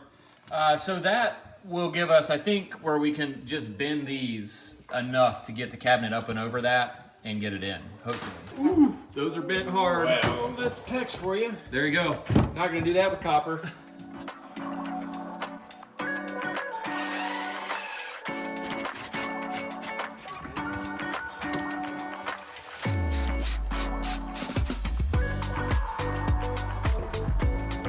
Right now we're gonna install the dishwasher end panel, and it's like freestanding. So what I need to do is make a spacer that leaves the exact right 24-inch gap off of the other cabinet, and we can screw this down through the top and actually stabilize it or brace it, and then we can measure. See, we're like 3 or 4 steps away from what we want to be doing right now. We're like, oh, we need to do this, but we got to figure out that. Oh, well, we got to do that. We need to do that. Oh, well, to figure out that, we need to do that. And before you know it, we're doing like literally 5 or 6 like totally random, not what we want to do things, just to be able to trace our way back to the thing that we wanted to do and get that right. Yeah.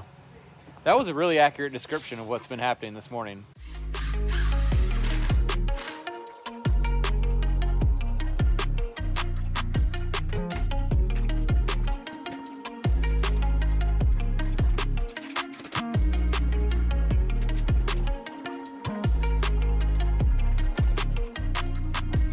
Jorgensen wood clamp here, so Jamie, yeah. that works so good. We're tight and flush there, so we hit middle and then probably hit the. Well, I guess we can get the whole thing if you got a bunch of them. The top and the bottom, and it'd probably be fine. Yeah, if you got a bunch of them, we'll just keep going. The one thing I don't want to do is pop this drill out the face of this one. So, if anything, I'm angling back.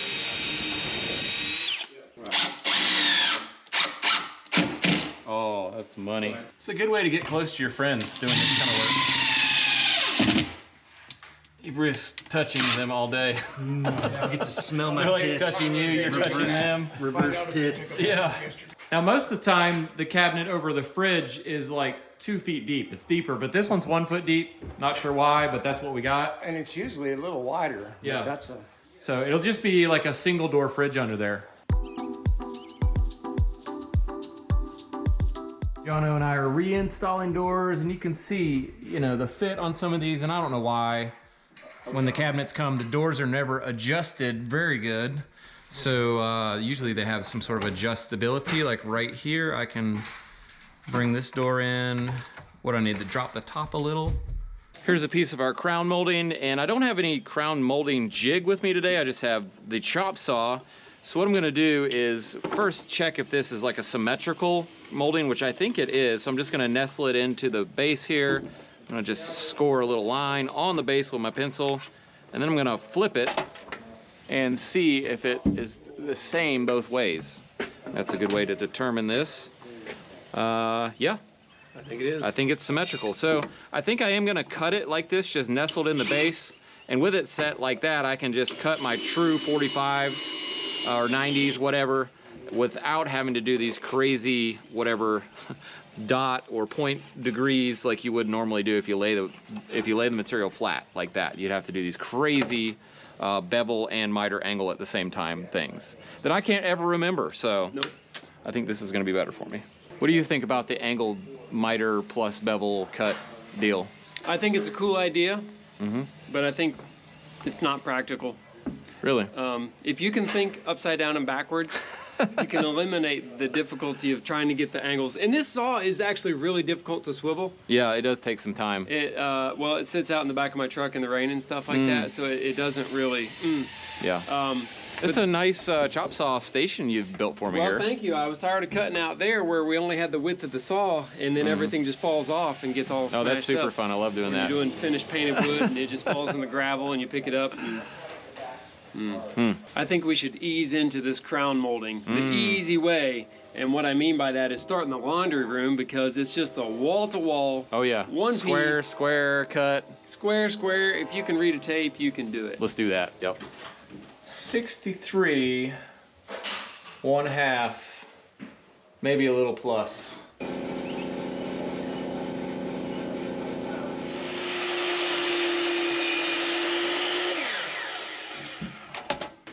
Ooh, that's a fit right there. Friction fit, no nails needed. Got a pin nailer here. This is really nice, double trigger. There's no safety besides the double trigger. And these leave such small holes that you really don't need to fill them. They just kind of disappear, which is great for what we're doing here. Yeah, I'm gonna bump it with my hammer here. Yeah. Oh, yeah, that's it. That's all she wrote. Just go down the line here. Jamie's gonna check whether this thing is even shooting. You can't tell. Yeah, it's shooting. Oh, that's fun. Yeah. Ooh, what a fit. Yikes. Yeah.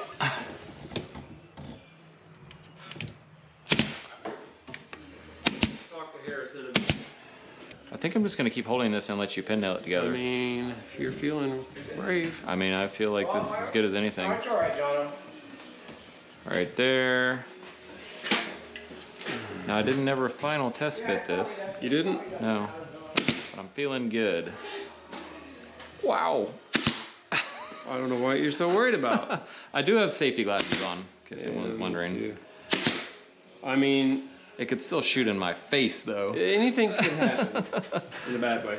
All right. Let's see here. All right, you want to swap me to the Bradley nailer?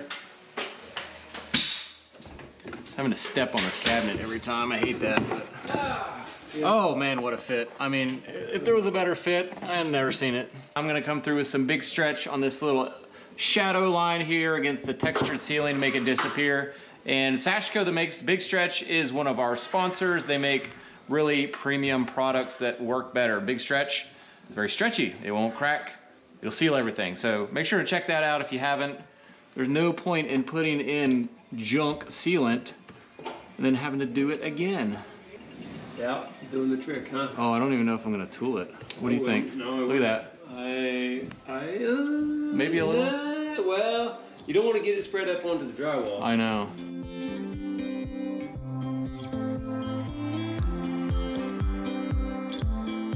You can probably tell, but we ended up shooting this with brad nails, 2-inch brad nails, instead of the pin nails because the pin nails were too short. So that means we've got to fill these holes. And Jamie's got the tool for the job here, a dentist pick and a little crayon that's color matched. You want to show me how you're doing it? Sure enough. Well, let's just start from scratch here. I take my, I wish I knew the name of this one. See how it's rounded? Yeah. This is not a sharp, It's like scraping plaque or something. yeah, this is a nice rounded one. I go through my dentist's drawer in his office when he's not looking. He's got lots of them, different kinds. All right, just get a little bit there on the paddle, and I press it in there, and I like this method because I can actually pack it all the way full. I get another little bit, and I press it in like that, and then I just kind of take off any excess. You got to be really careful with the white because see how it's dirty just from my hands holding it? Yeah. like if you smear your dirty hands across it, then that nice white filler is going to turn dirt colored, and then you got nothing. Yeah. Okay, I don't know what you do then. So you got to have clean hands, which I don't, but you know, I'm making it work.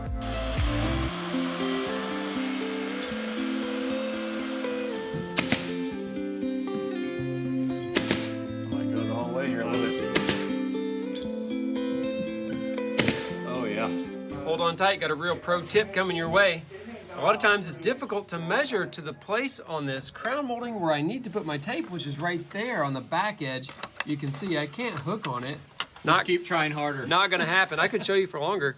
What I like to do is just hook my tape on this part of the sawhorse right there, and then all I have to do is slide my board to the exact position I want. Wow. And that's it. Wow. That's it. Now I'm gonna go over here and mark that other back corner right where I want it. Oh my gosh. It's Struggle avoided. It's that easy. That is a good one. I wish I'd have known that like 10 minutes ago. You beat me to it. I was gonna say, I wish we knew that like a long time ago.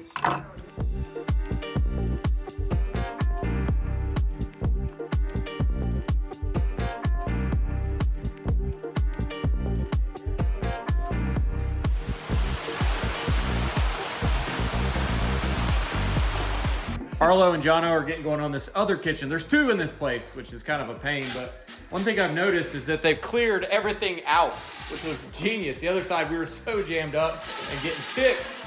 Good job.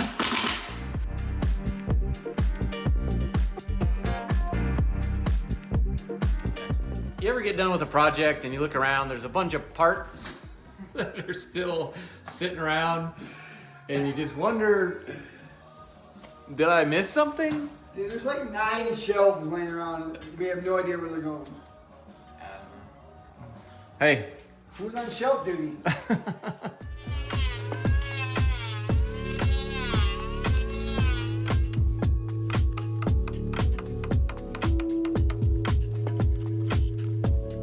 All right, we have a weird little spot. The gutter downspout is already in place, and normally we would have this piece that runs through and meets up to make a cool little miter here. So I just cut a little tiny nugget here, and I'm just gonna, you know, put it where it would have gone and trace it on there. And I'm gonna cut it with my little saw here. And we're just gonna pre-drill this and just, you know, just barely put it on there. It'll look like nothing to see here. It'll look perfect.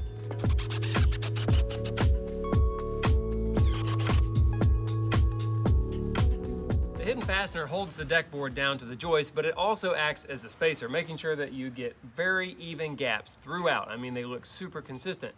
Now on the ends or the butt joints right here, it's tempting to put those tight so that they look really nice, but actually you need to leave a gap there too. Here we're leaving 1/8 of an inch on either end or both ends, so we take 1/4 inch off of our measurement, and that's the cut. That allows for expansion and contraction of the deck without pushing or buckling on any other part of the decking.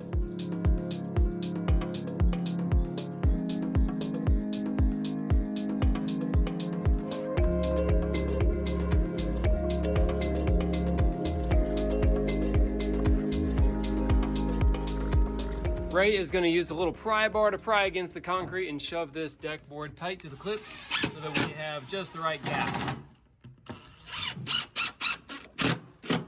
We're done installing all the decking, but there's a little detail related to decking I want to take care of right now.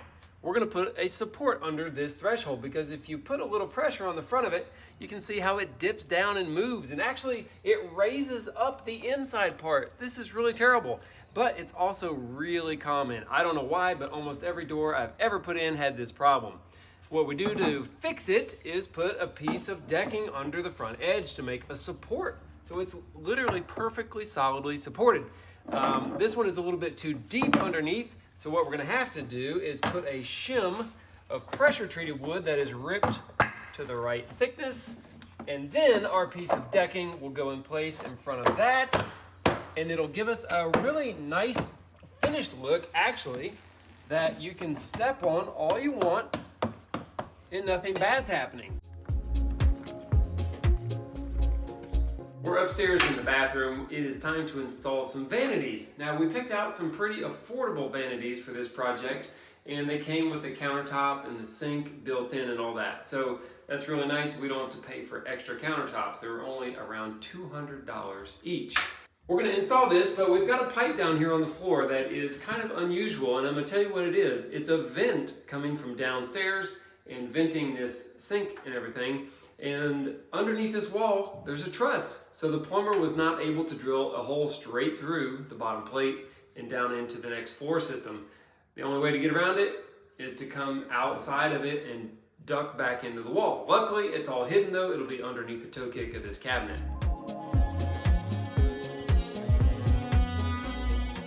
Something I really like about this cabinet is that it doesn't have a back on it. It just has this strip where you can fasten it to the wall, but that means that you don't have to measure and cut or drill holes for any of the plumbing. So it's really flexible in that way.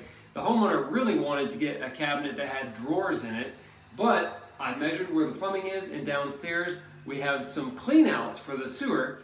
And because of the location of those cleanouts that have to be accessible, a set of drawers was not going to work. So you can't just go buy a cabinet that you think is pretty without checking to see where your plumbing is.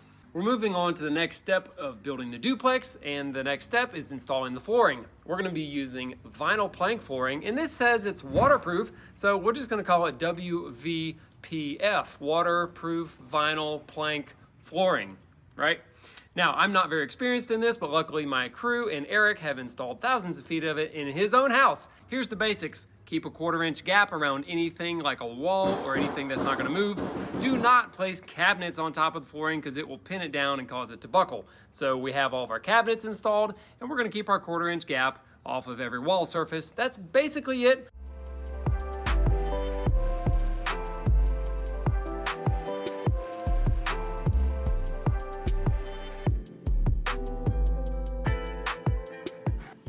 I got the ripped pieces. Man, I don't even know how you can see out of there. Can you even see what you're doing? I can see fine. This floor is going down pretty fast, but when you get to a spot like this bathroom door, things can slow down in a hurry. Check out this piece Jason has right here. It's a double, what'd you call it? Horseshoe. Horseshoe, yeah. All right, and, oh, no, don't hit it to me. I don't want it, no. Try it. No. Well, it's tricky because the board's wide. It's going across the wall and to the other side, and we have to have enough room for it to fit in and then actually slide and lock in. And but I got full confidence here that you know, you can cut as many boards as it takes. Dude, look at him go. Dude, I love his technique. Look at that. Yeah, you don't want to get dust in your eye. There you go. Why is your left hand so low? I don't understand. This is like when Happy Gilmore plays golf with the hockey stick. I think you guys got this under control for a little bit, and since I already did the upstairs rooms, I think you can do the downstairs. Well, actually, I have to get the cabinets because the base cabinets go in before the flooring. Oh, that's right. So you're going to get to a point in there where you have to stop because the cabinet's not in.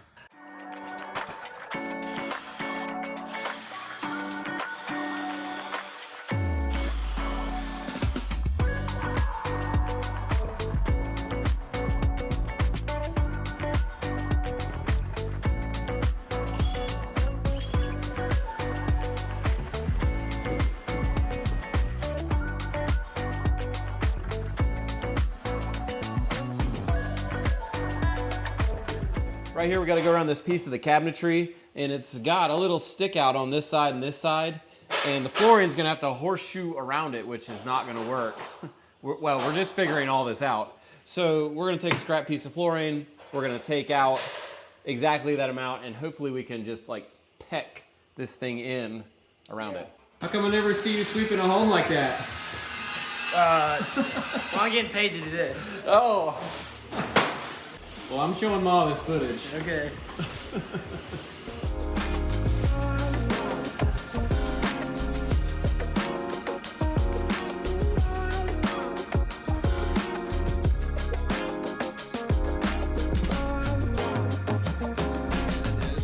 We are back on site this morning. We're gonna hang some doors. And that sounded like we're almost done, really.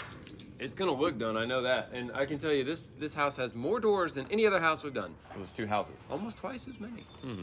You do the math. All of our doors are this pretty inexpensive 6-panel hollow core option. They're lightweight, they're inexpensive. They're probably like, I don't know, $100 pre-hung like this or less. And that's a good option for this rental because it doesn't cost much. Say 14 to center, 43 to center.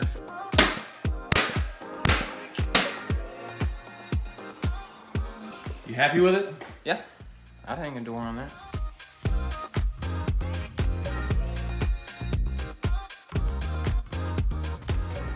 Well, we finished hanging those doors so quickly that now we're having to get a coat of paint on them, and we've decided to just paint them in place since they're textured. They have like a wood grain texture on them. They're not smooth. This way we don't have to take them off the hinges, take them somewhere else, spray them, label them, take them back, re-screw them on the hinges and all that.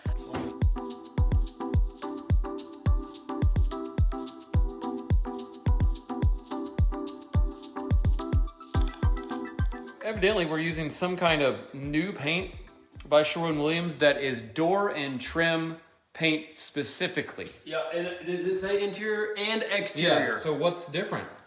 I don't know. I looked at the paint there at the store, and the guy was like, "You should get this," and I was like, "Well, I never seen that. Why haven't I never seen that before?" He said, "Oh, it's new." Factory-like finish, ultra smooth, no brush marks. Wow.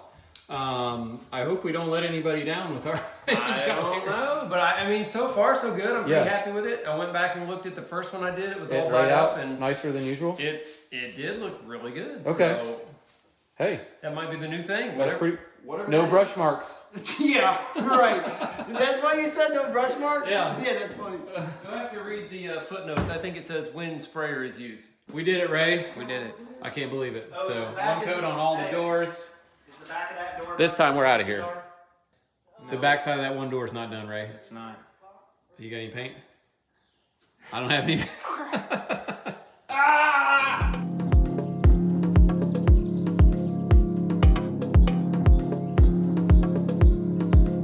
We're using this square edge trim. We got 1x12s for skirts, 1x10s for risers, 1x6s for jams, 1x4s for the rest of it, face trim.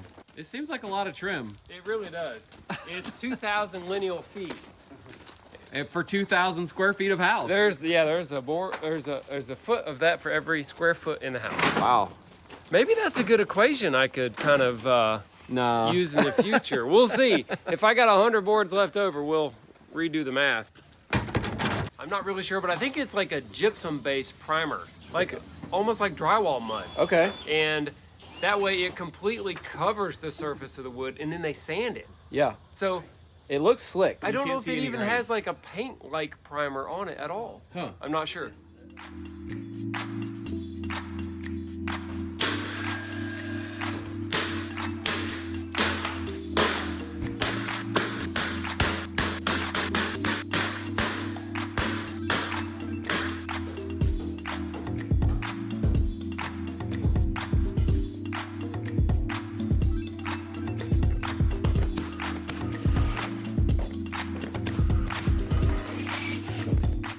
So I'm gonna do some figuring here on the stairway where we're gonna have a skirt board. I need to cut templates for the top and the bottom to get a length on my skirt board. I also have to figure out the skirt on the front. What I've done is I've made a piece of template material to use to get my angle cuts at the top and at the bottom done before I ever cut one of my nice pieces of finished trim. Now, I've got my angle, that's working out great, but what I realized is that it was gonna sit too low down in this slot. You can see where I drew out the actual location of a riser and a tread, and it's only a half of an inch from the top of this skirt board, which in my opinion is too close. So I wanted another little bit. And after I get the bottom fitted through that same process, which will take just as long, I will cut the template in half. I will temporarily attach the top at the top, the bottom at the bottom. I'll measure in between the two template pieces. I'll take them outside and duplicate that onto my real piece, and it might actually fit on the first try.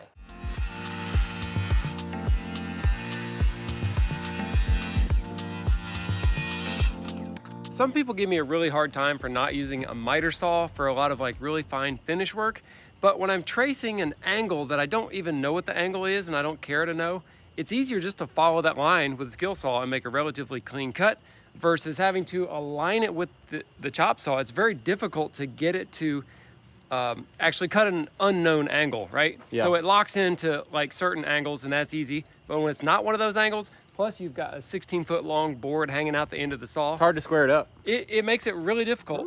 Yes. what it Whoa, does. hey, whoa, hey, watch out. Wait.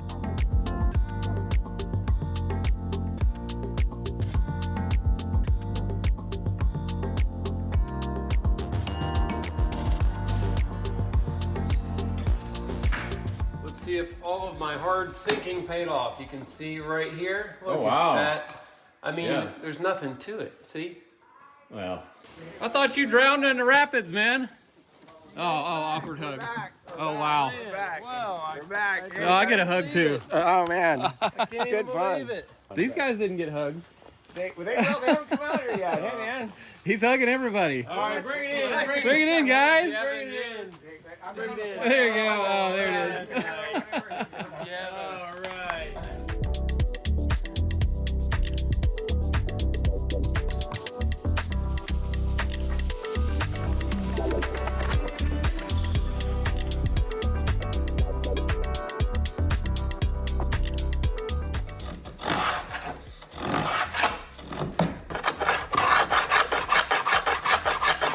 What are you doing there?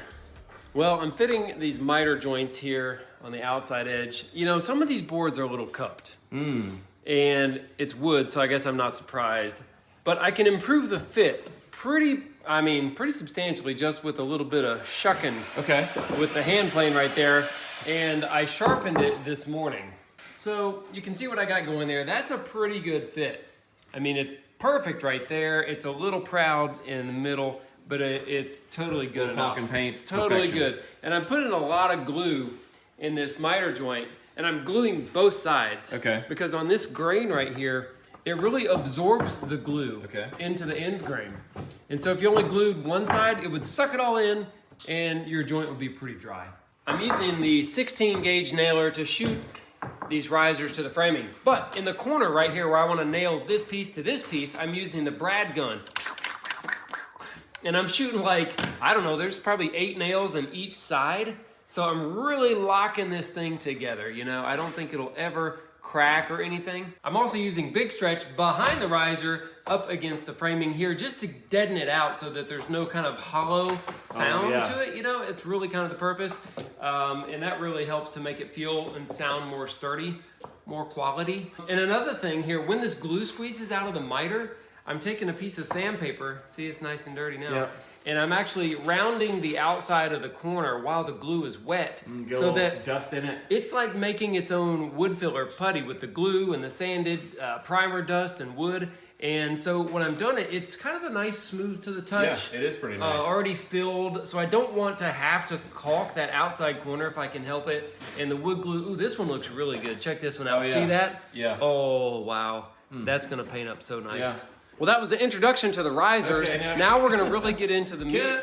Wait, we're just getting started.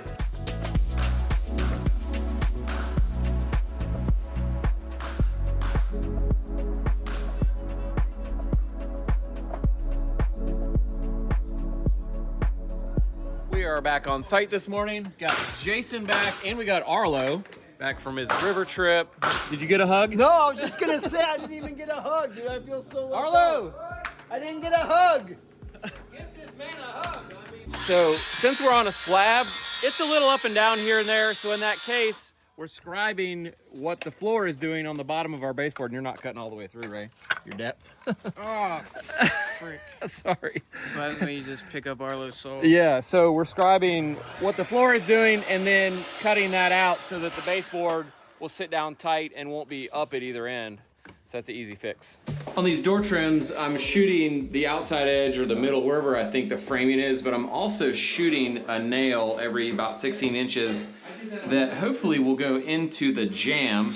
And you don't have to do that, but I think it's a great idea as far as just having it stick a lot better. So like that, and you know, I have had a few hook out if the grain of the jamb is like that, and I just break them off. It's all getting caulk and paint, so that doesn't matter. But I think it really helps fasten it. So here's what I'm doing, boom, boom, and it's sort of like a Robin Hood shot.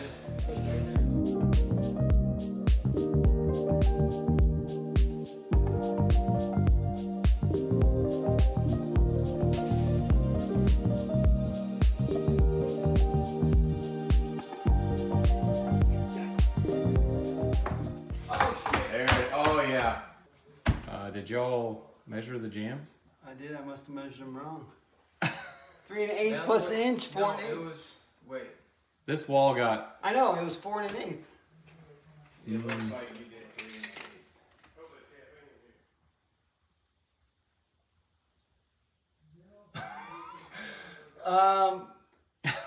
Definitely not 4 1/8. What did I do? A couple of these door trims had a big chunk of wood missing out of the bottom piece of the trim, and you know, it's really because there wasn't a piece of wood nailed to the bottom of those, like a little skid piece. A lot of doors come with those, and these didn't. So I'm repairing them using Bondo, which is a lot harder and better, I think, than like wood filler, because I think that'll just chip off. It's really not made to do something like that, but the Bondo's nice and hard. So I'm gonna putty it on here and then let it harden up, and then I can sand it flush, and you'll never see it.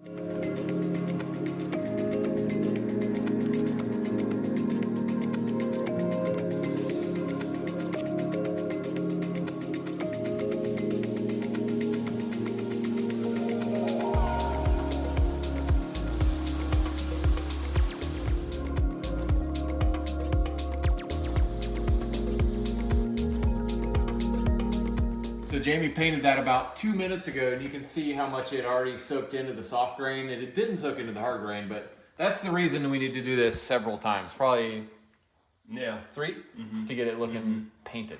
For all the body shop guys out there, I know what you want to see, so I'm gonna do it. Oh, that's the move, huh? And it actually, I think, does give a better result. That looks good. Yeah. All right, 26A. Is that the right one?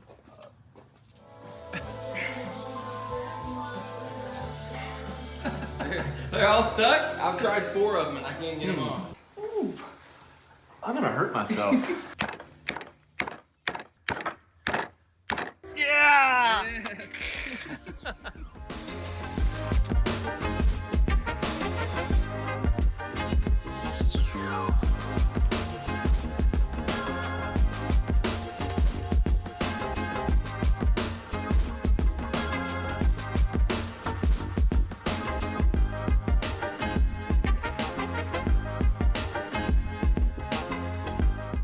I misdrilled a hole somewhere here, like visible, misdrilled it. If Jason, if you can spot it, I'll give you $20 without looking on the inside. Oh, without looking on the inside. Yeah, Oh. no. Look all around. It could be any of them. Time's up. Well, I haven't even got a chance to No, look look at all of them up close at least. This one. Nope. Yeah, it is. And why Where? is that one so much higher than the other ones? What is it? Which one is it? Find it. No, I can't find Don't it. you want $20? No, I don't care about $20. I just want you to buy me lunch.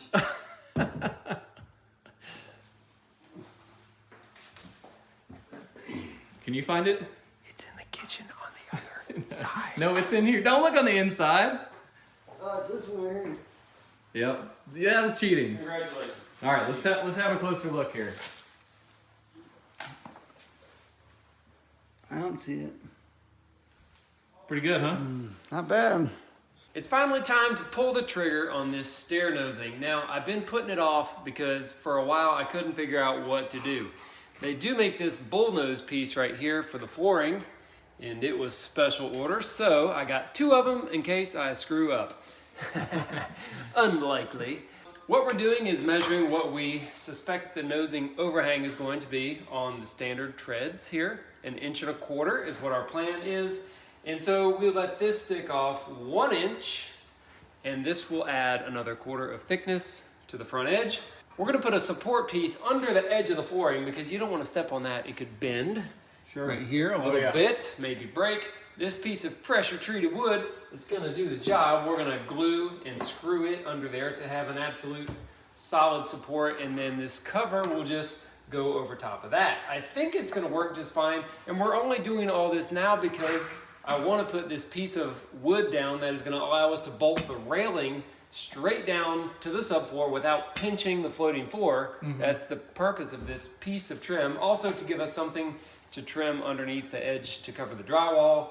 A lot of stuff coming together all in one spot. Yeah, so we ended up here to there, to there, to this, to that. Now we're doing this. So this flooring, if you didn't realize it, is tricky around stairs or like a stairwell opening, whereas a normal wood floor you know, the thickness of the wood 3/4, you can make a matching bullnose 3/4 and just stick it off. Same here, you can just make a piece that sticks off, you trim up under that.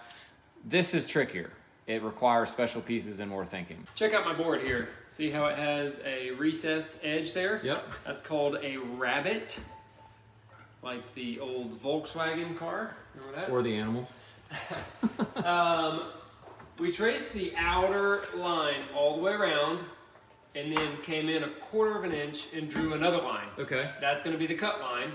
And so this will sit down and be nailed tight to the subfloor, and all the flooring around it will have room to float. Nice.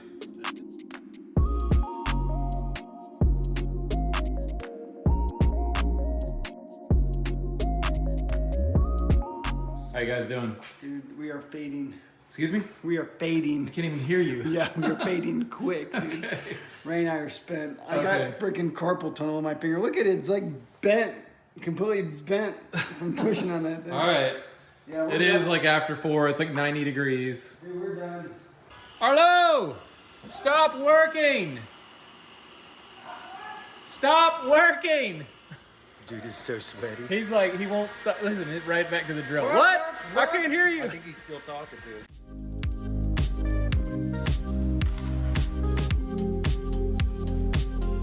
That guy just stole your buggy. I know. I put it right here, right behind me. There he goes. And now it's gone. I have to. It's actually hard to find one. You have to go in the parking lot and like search for one. I'll get you another one. All right, give me a nice one. For stair treads, we're going to be using red oak. They are pre-made, and the bullnose edge is really nice and rounded on here. They're on the shelf, pretty cheap too. So we decided this would be the best bet because the oak is a tough kind of wood. It's a little bit better than pine. And I don't really want to make all these in the shop, especially for 2 sets of steps. That would be a lot of treads to make. How much are they? These ones right here are $35 each, I believe. And then the ones that I special ordered, we'll get to that in a minute, those are about $50 each. Okay. That's a coal.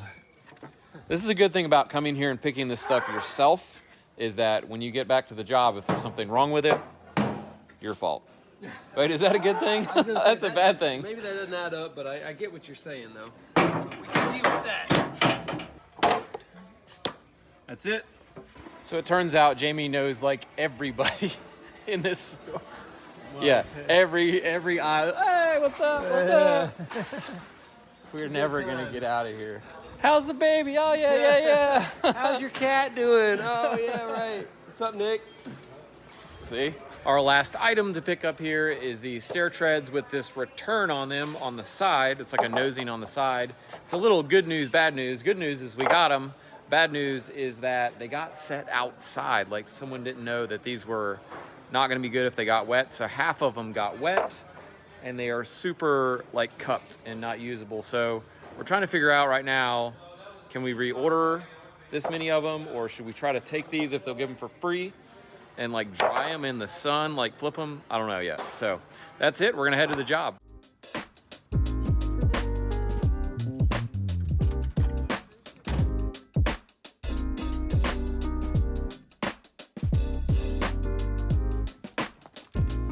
What are you doing with that paintbrush in your hand, man? Check this out. Check out this incredible cut line that I've been doing. Wow. Well, now that I know you can do this, you're screwed. Good job. He's been holding out. Jono and Ray have been killing the paint. We're just basically going room to room to room to room to room, punching it all out, painting the walls and the trim. But what we're gonna do now is get going with the stairwell railings. They're gonna be custom made metal. Jamie's gonna do it in the shop. But first, we gotta figure out like what's the size, what fits. Well, we have to take a bunch of measurements here and get our ducks in a row. There's no ducks. There's no ducks. All right, there's Yeah, no ducks there's involved. No ducks. I couldn't Yeah. think of anything good to say. Jamie did a shop drawing over here, and by shop I mean that loosely, more like a kindergartner did it. But there it is. It'll resemble this somewhat. That was just for me, just to visualize what Okay. I'm about to build, you know? Here's our material. It's 20 foot long tubular steel, and it was about $1,000 to do these sections of handrails for just the material.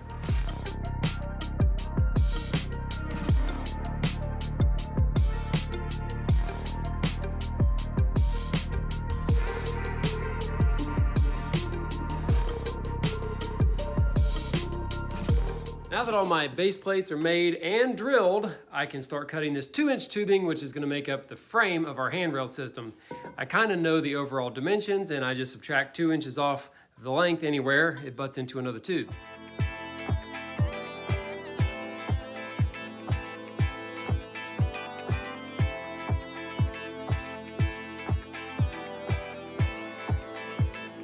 The next step here is to take the pneumatic sanding disc and kind of rake off any of the weld BBs that are stuck to our tubing. And then I'm actually going to use the sand blaster to really clean this area out so that I know the paint will stick to every part of the weld surface. That's the hardest part to get totally ready for paint.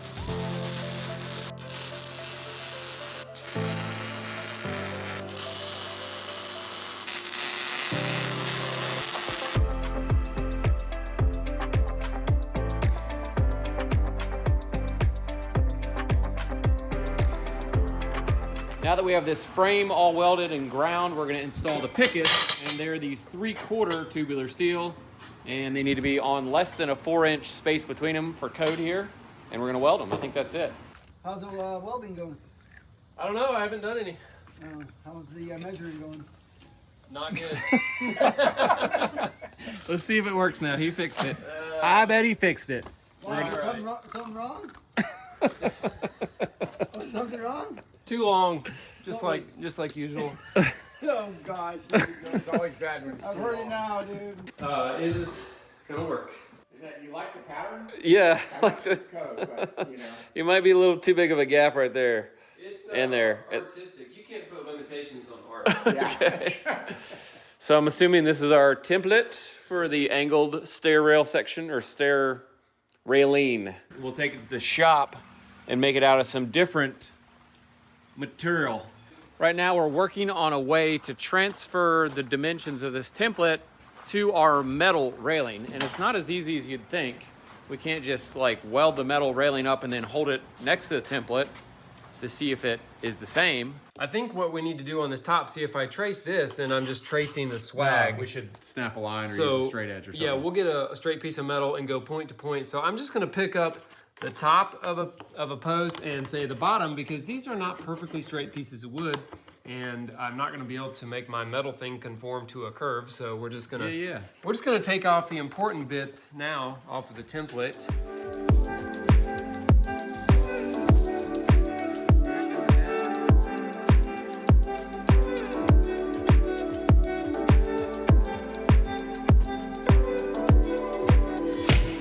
Our fit is pretty dang good over here. Not perfect, but really good. The only problem is we're floating just a little on this middle foot right here. So we've got a couple ideas how we can fix that without disassembling this whole thing. We're gonna check it on the other side. Improvement here. Oh, feels good on this side. Woo! Look, it's exactly the same. Countertops are here. We just shuffled some trucks so they could get in on the gravel. It's like super mud hole over on the other side there. And I couldn't even stand up the other day. It was so slick.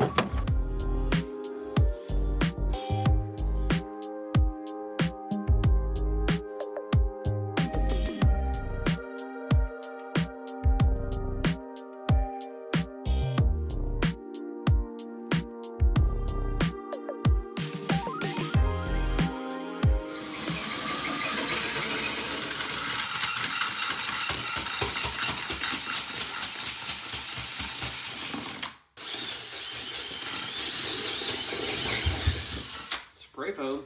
Oh, wow. Yeah, look at that. Yeah. Okay, that's good.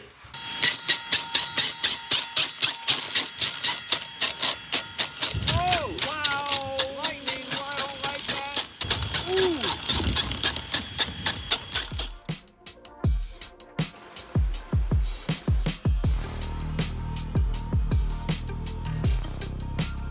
Dude, I thought we were gonna get hit by lightning out there drilling that stupid hole. All right, I hate to do this, but I'm gonna admit that you did not make a mistake earlier. Your tape is actually messing you up, these little nubs. Because you just did it again, and it stopped right there, and it caught, and you were measuring. Again, you're gonna screw it up again. It's my fault, but not 100%. Yeah, so that's not a great design there to have that. So I'm gonna hook you correct. Jamie's tape. There you go. Yeah. Oh, yes. That's it. That is caulkable now. We went from uncaulkable, like 1/4 plus, to caulkable, which is 1/8 inch Yep. range. So Jamie took about 3/16 of an inch with a grinder off that back bit because the wall or the build out of the drywall mud was making this way out. So we do that on pretty much every job where we get a stock countertop. It doesn't have a side splash. I forgot you were in there, sorry. So brand new out of the box, a lot of these screws are stripped out of this thin edge. It's like a particle board stuff. So we're just moving the hinges down a little like this to get some new fresh holes. And actually we noticed some of the hinges were on backwards. You can see there's a little, oh, this one is on backwards, or was it? You can see this recess for the screw head just a little bit like chamfered on one side and not on the other. I think it was on backwards. Yeah, and so that's a problem because then the screws don't go all the way in and the door, when it folds out, it won't stay open. So there's always more to like every little stupid thing than you can imagine. Precision. Oh yeah. Oh yeah. Yeah, that, oh yeah. that bit. Yeah, yeah. Let's see if it will stay open all the way now. Oh, look at that. Oh man.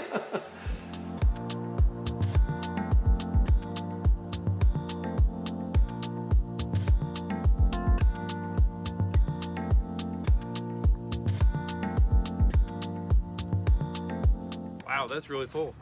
Look at that. Jamie said he takes this stuff home because it's really flammable, which sounds like something safety-wise, but then he says, oh, I let my kids play with it. Like, Hey, if you have a good little fire going and you take a shovel full of this and throw it up into the air, it just goes like a giant fireball. let's stop Look at that. playing with your wood and get to Okay, work. all right.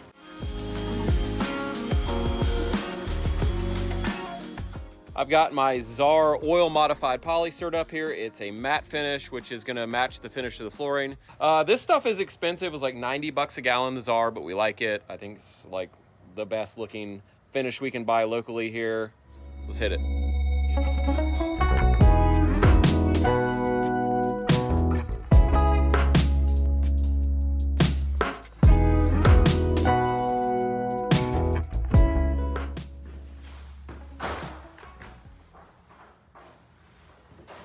All right, you're working. We're just sneaking up on you. Hadn't heard anything for a while. Good thing you didn't come up 4 minutes ago. We are back at Jamie's shop. As you can tell by the smooth jazz going in the background again. We're gonna paint out some of these railings and he's gonna finish welding. I think that's being played. With this, we're not gonna have to do the usual clear top coat, is that right? That's my plan. I've been searching for the perfect finish. I don't know if this is it, but my understanding is it is a color and a finish all in one. Okay. And it's interior, exterior, it's automotive. So if it can go on a motorcycle or a car, I think a handrail is okay. Yeah, and we have no affiliation with this stupid color or whatever, but Jamie says it's gonna be the trick. Oh, did you do it? Almost here. I think we're okay. Yeah.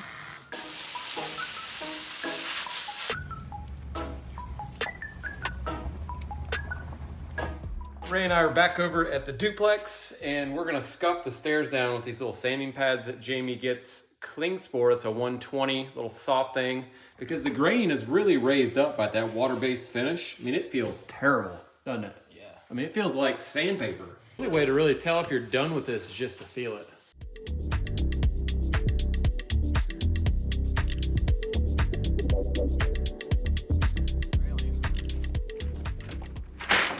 So I'm checking out this cove molding that Jamie bought this morning that's gonna go at the bottom of each tread to cover any little gap there. I'm gonna pre-paint it so that once it's installed, I can just pin nail it, it's done. They know you're trimming this out? No. Dude, do you know how much time they spent on this staircase? I know. And then they're letting you just come in and hack up the trim? I'm kind of shocked myself that they're letting me do like the finishing touches. I mean, I'm doing a good job and I'm doing it really fast. That's- too. Yes. I mean, I'm like 30 minutes. I did this whole thing. Yeah. So. I mean, it looks like it, but that's good.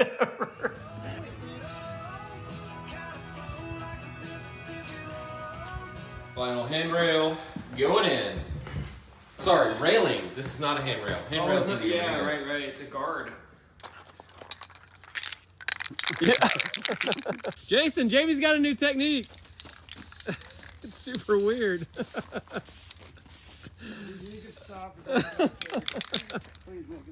I'm installing these doorknobs, and for whatever reason, every one of these latch plates, like this part, will not go all the way into the routed out part on the jamb. See that? Yeah. So what I'm having to do is take my drill and like drill a slot. Like, Dude, that's not your repertoire, is it? dude, that's what I'm doing. So I'm just like taking this thing and just like drilling.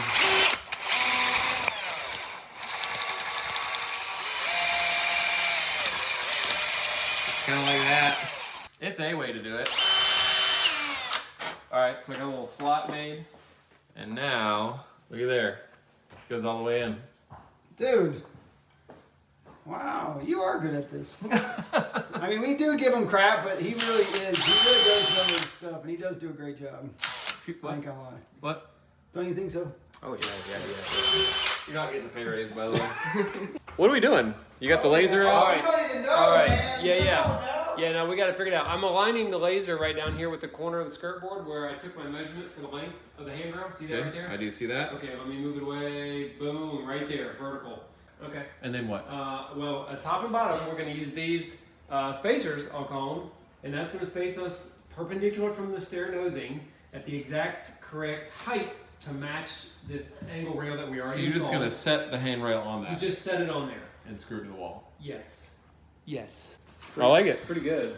Yeah, and we don't have to put a bunch of pencil lines on the wall like you said. You're missing one thing. I'm trying not What's to. that? The handrail. Oh, yeah, we need the handrail. Hold your position. I got it. I'm on it. All the words get the sun laser here. That's it right there. Yep.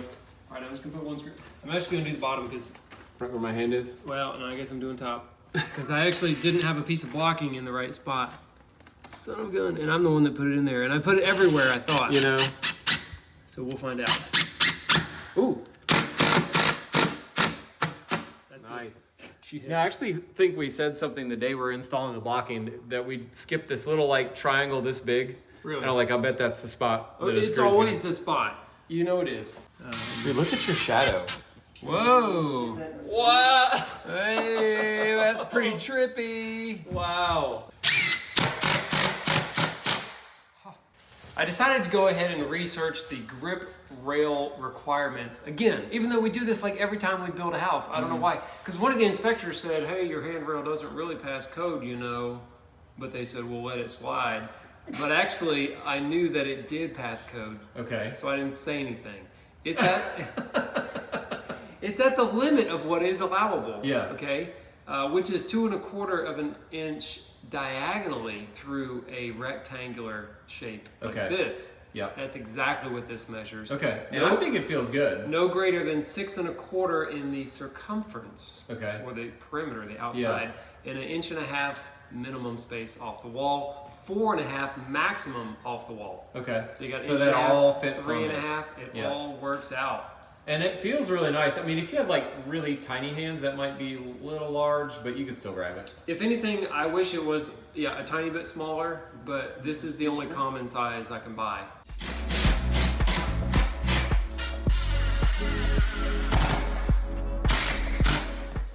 Hello.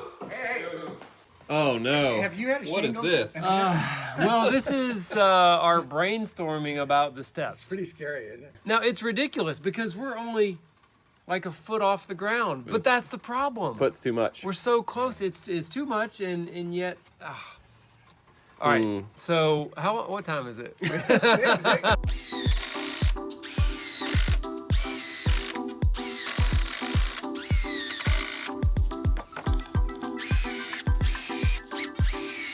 Whatever method you're building stairs with here, I've never seen before. I can say I'm not real happy about it. I was actually just thinking this is falling into more like a landscaping kind of vibe right now. And we've been using words more related to landscaping than house building.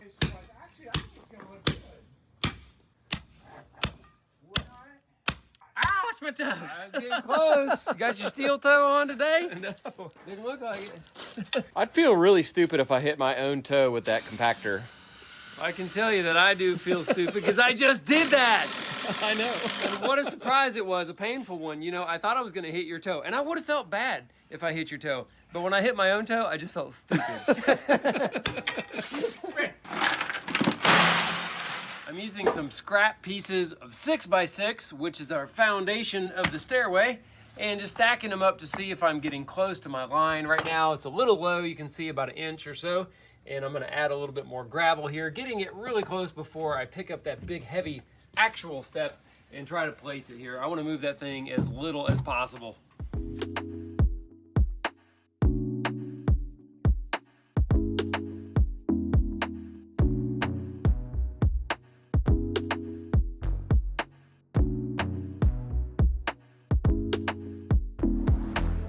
So there's a lot of things we could say about what we're doing here, and one thing I'll say is that we've never done this before, and I don't know why, but I think it's gonna be pretty great. The 6x6s are ground contact rated, but they're not touching the ground, they're touching gravel, which is way different because gravel doesn't hold water. Water actually goes right through it. There you go. And so I have complete confidence that these will last a really long time. And there's no concrete work involved in this, which makes it a lot cheaper and a lot faster. We don't have to pour footings and then come back the next day when those are cured and build it. We are on to the front steps now, or front step, I'll say. We're gonna do one giant 16-foot long step. That's gonna be for both units, and we're gonna start by putting this band on. I've got several more loads of gravel up here. We're just gonna do a compacted gravel foundation for this one step like we did in the back. And that may sound like kind of a weird thing again, but there are even allowances in the code book for doing a gravel foundation and a wood foundation for the entire house. So this is just one step, and I think it's gonna hold up great. If you didn't know it, gravel, when you dump it out on the ground, is like 99% compacted right there. So if you tamp it after that, it won't settle like dirt.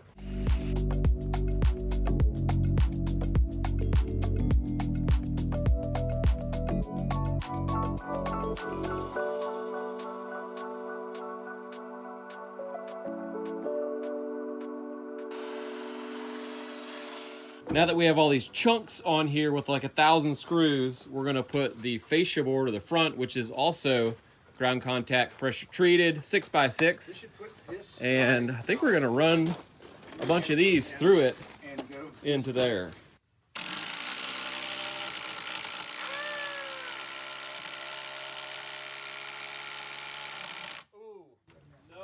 Didn't love it, dude. Something was like skipping gears or something. Sound good. I know, like if you miss a gear in your truck and it. We're gonna swap out for the Flex Turbo with the biggie, biggie, biggie. Can't you see? Yeah. So everything's dying. That's a real battery. All right. Hold your ears. You may back it out a fuzz and then go again. I think you'll get it with that one. I hope so. Ray, what do you think of this, Ray? It's hard to hold the drill. Like, whoa, that didn't sound good. It's really beefy. What? Yeah. I hope that was a clutch. Wow, that thing was definitely stuck.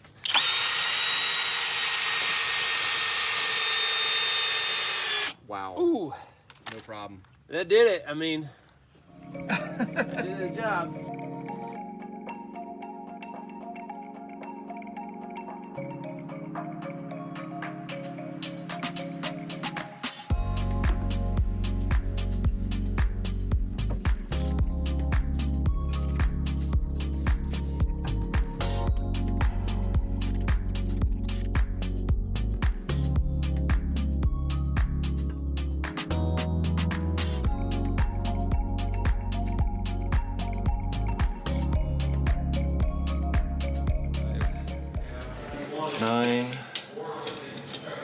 Nine. We're gonna use these really crappy drywall anchors. I don't think this is gonna be any trouble holding this mirror. It's just a couple pounds. I wouldn't do this for like a towel bar or something where people could pull on it, but okay. Perfection. That was scary. All right, Ray, you can breathe now. Idiot carpenter wears GoPro while installing mirrors. That's gonna be the title of the video, I think.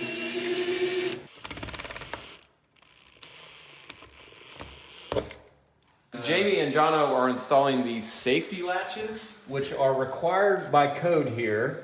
And they allowed the windows on the upper floor to only open 4 inches, which is your gap for any sort of railing or whatever. What else can you tell me? Oh, these latches are a little difficult to put in.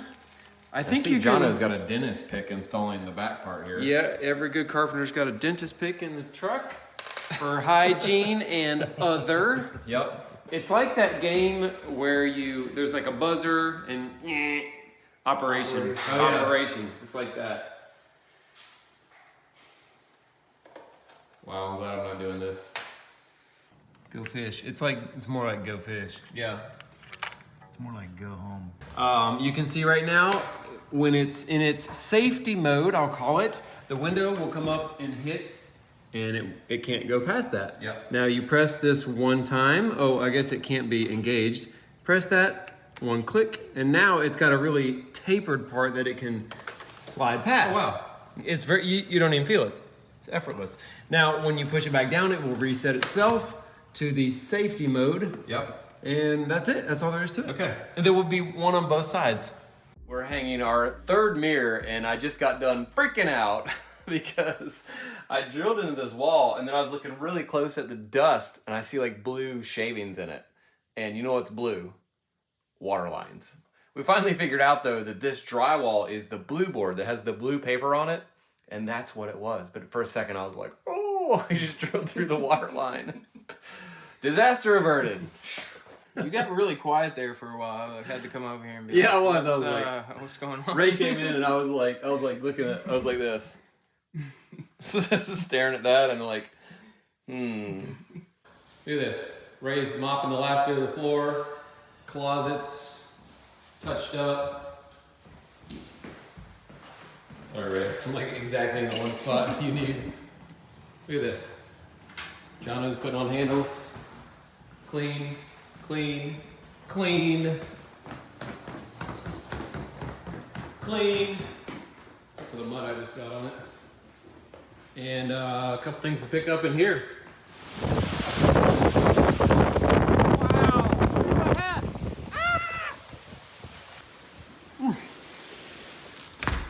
Yo, Jamie. Yo.